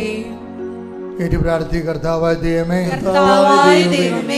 അങ്ങയുടെ തിരുമുറിവാർന്ന വലത് കരം എന്റെ ശിരസിൽ വെക്കണമേ. അടിപ്പിണർ പോലെ, വൈദ്യുത ആഘാതം പോലെ ദൈവികമായ ശക്തി എന്റെ ശിരസിലൂടെ ഒഴുകട്ടെ. ശിരസിന്റെ രോഗങ്ങള്, ശിരസിന്റെ സൃഷ്ടികള് യേശുനാമത്തിൽ മാറിപ്പോകട്ടെ. ശിരസിലെ ക്യാൻസർ, കർത്താവിന്റെ നാമത്തിൽ, കർത്താവിന്റെ മധ്യസ്ഥതയിൽ യേശുനാമത്തിൽ മാറിപ്പോകട്ടെ. എന്റെ തൊണ്ടകളെ അങ്ങേക്ക് സമർപ്പിക്കുന്നു. അങ്ങയുടെ തിരുമുറിവാർന്ന ആണിപ്രതാർന്ന അത്ഭുതകര തൊണ്ടകളെ സ്പർശിക്കണമേ. സ്പോണ്ടിലോസിസ് രോഗങ്ങള്, തൈറോയ്ഡ് രോഗങ്ങള്, ടോൺസിൽ രോഗങ്ങള്, തൊണ്ട വീക്കങ്ങള് മാറിപ്പോകട്ടെ. എന്റെ കർത്താവേ, നിന്റെ തിരുമുറിവാർന്ന ആണിപ്രതാർന്ന അത്ഭുതകര ശ്വാസകോശങ്ങളിലെ വെക്കണമേ. അടിപ്പിണർ പോലെ ദൈവികമായ ശക്തി ശ്വാസകോശങ്ങളിലെ പ്രസരിക്കട്ടെ. വലിവ് രോഗങ്ങള്, ഹൃദയ രോഗങ്ങള്, വാൽവ് രോഗങ്ങള്, ബ്ലോക്ക് രോഗങ്ങള് യേശുവിന്റെ നാമത്തിൽ, കരൾ രോഗങ്ങള്, പ്ലീഹ രോഗങ്ങള്, പാൻക്രിയാസ് രോഗങ്ങള് ഈശോയുടെ നാമത്തില് മാറിപ്പോകട്ടെ, മാറിപ്പോകട്ടെ.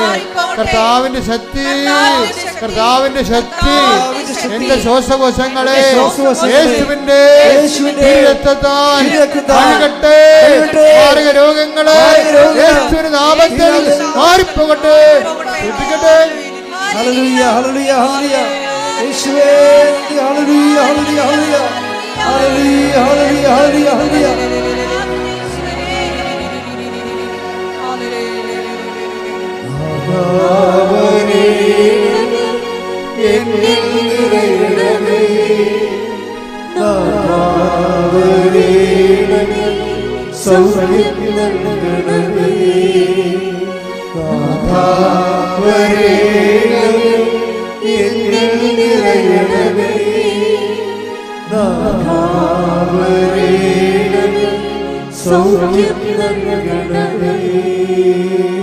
പരമദിവ്യകാരുണ്യത്തിന് ആരാധനയും സ്തുതിയും പുകഴ്ചയും ഉണ്ടായിരിക്കട്ടെ.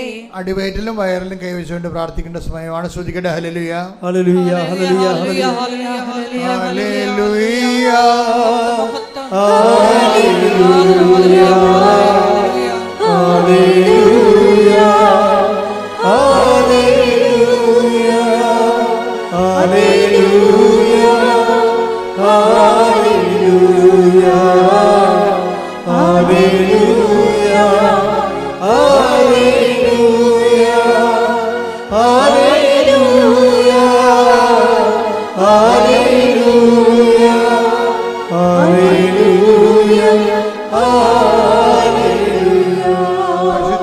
ദിവ്യകാരുണ്യത്തിന് നേരവും ആരാധനയും സ്തുതിയും പുകഴ്ചയും കർത്താവായ ദൈവമേ, കുടൽ രോഗികള്, അൾസർ രോഗികള്, അർശസ് രോഗികള്, അതുപോലെ തന്നെ നടുവേദനയുള്ളവര്, ഹിപ്പിന് വേദനയുള്ളവര് യേശുവിന്റെ നാമത്തിൽ സൗഖ്യം പ്രാപിക്കട്ടെ. ഉദരരോഗങ്ങള്, രഹസ്യ രോഗങ്ങള് യേശുവിന്റെ നാമത്തിൽ അടിപ്പിണ പോലെ കഥം പോലെ ദൈവികമായ ശക്തി ഇടിച്ചിറങ്ങട്ടെ. ദൈവത്തിന്റെ ശക്തിയാൽ മാരരോഗങ്ങള്, അസ്ഥിരോഗങ്ങള്, കുഴകളുള്ള രോഗങ്ങള്, വാതരോഗങ്ങള്, വിസർപ്പ രോഗങ്ങള്, ത്വക്ക് രോഗങ്ങള് ദാവീദിന്റെ നാമത്തിൽ രക്തത്താൽ കഴുകപ്പെടട്ടെ. യേശുവിന്റെ നാമത്തിൽ മാരക രോഗങ്ങള് മാറിപ്പോകട്ടെ.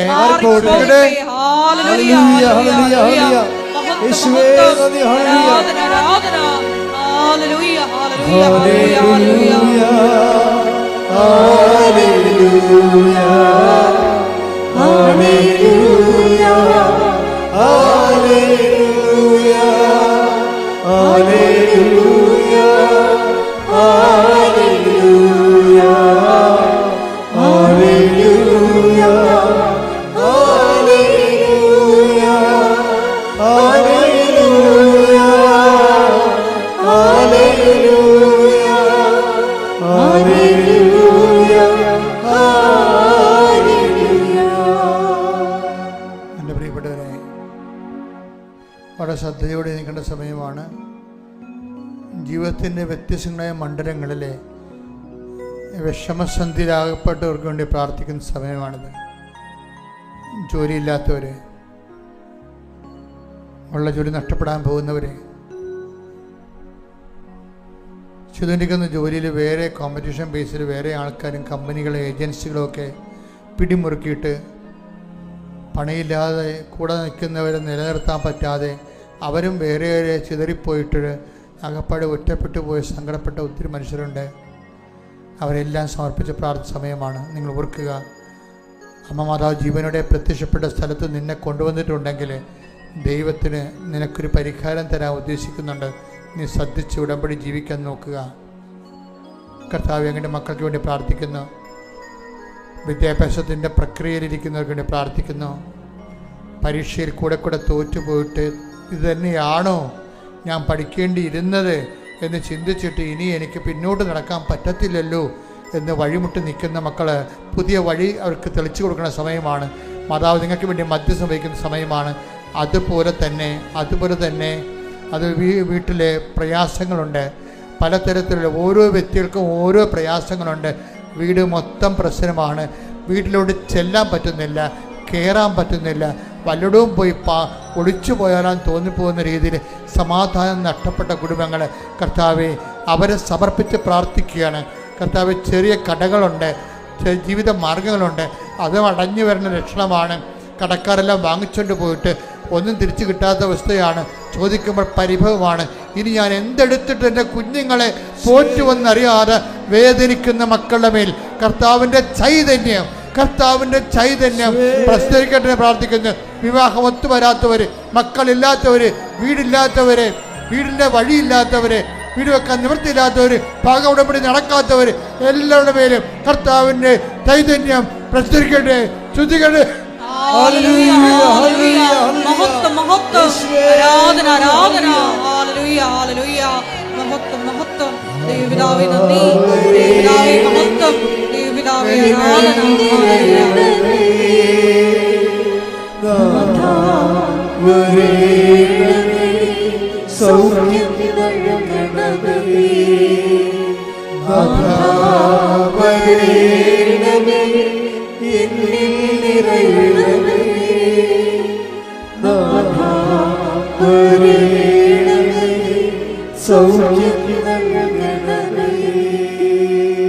എൻ്റെ മക്കളെ, വളരെ ശ്രദ്ധയോടെ നിൽക്കേണ്ട സമയമാണ്.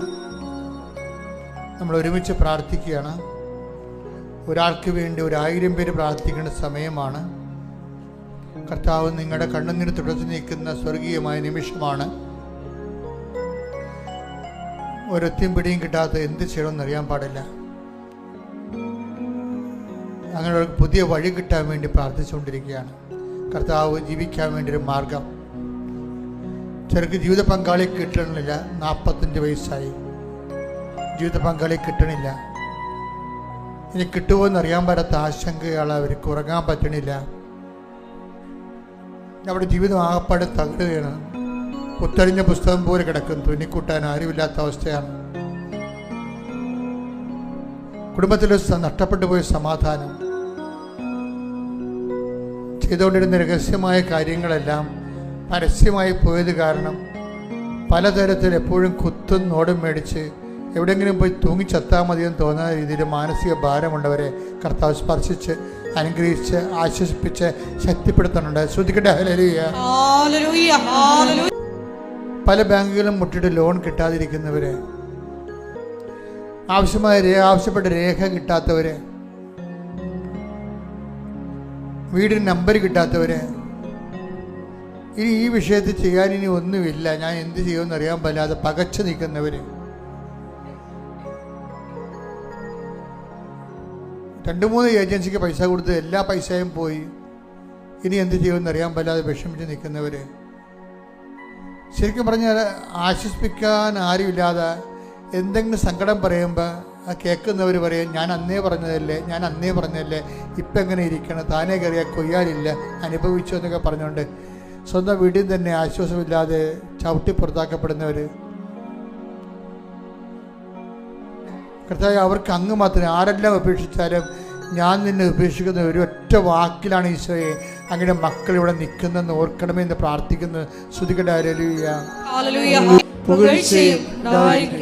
മക്കളെ ഓർത്ത് വേദനിക്കുന്നവർ, അവിടെ വിസ കട്ടാകാൻ പോകുന്നു, അവർക്ക് വിസ പുതുക്കി കിട്ടണില്ല, ഇനി എന്ത് ചെയ്യുന്നവർക്കൊരു ഐഡിയ ഇല്ല.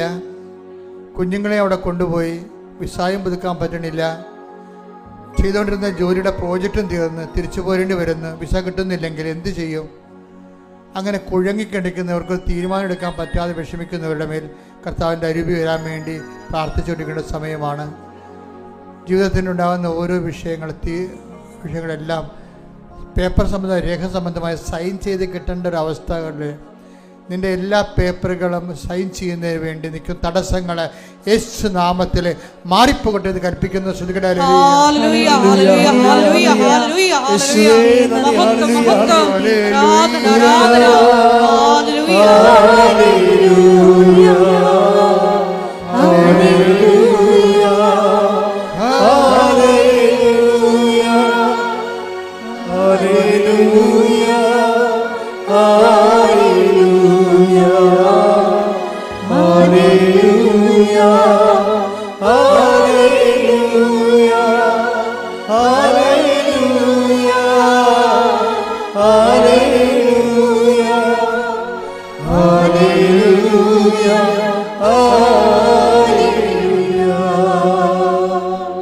എല്ലാവരും മുട്ടേ നിൽക്കുക.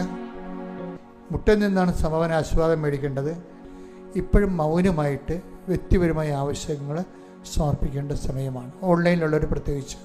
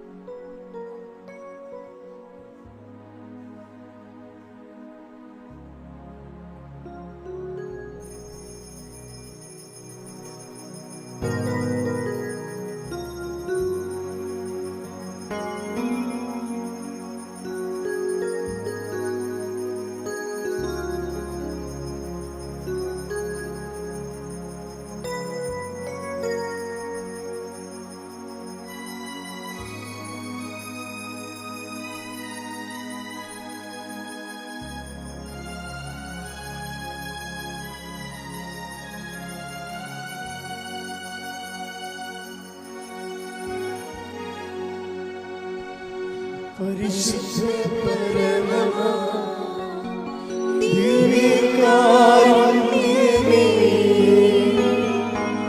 എന്നുമെന്നും അങ്ങേക്ക് ആരാധന.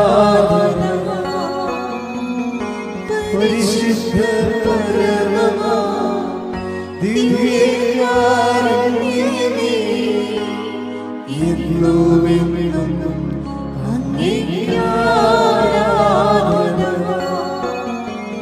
പരിശുദ്ധ പരമമാ ദിവ്യകാരുണ്യമേ, എന്നുമെന്നും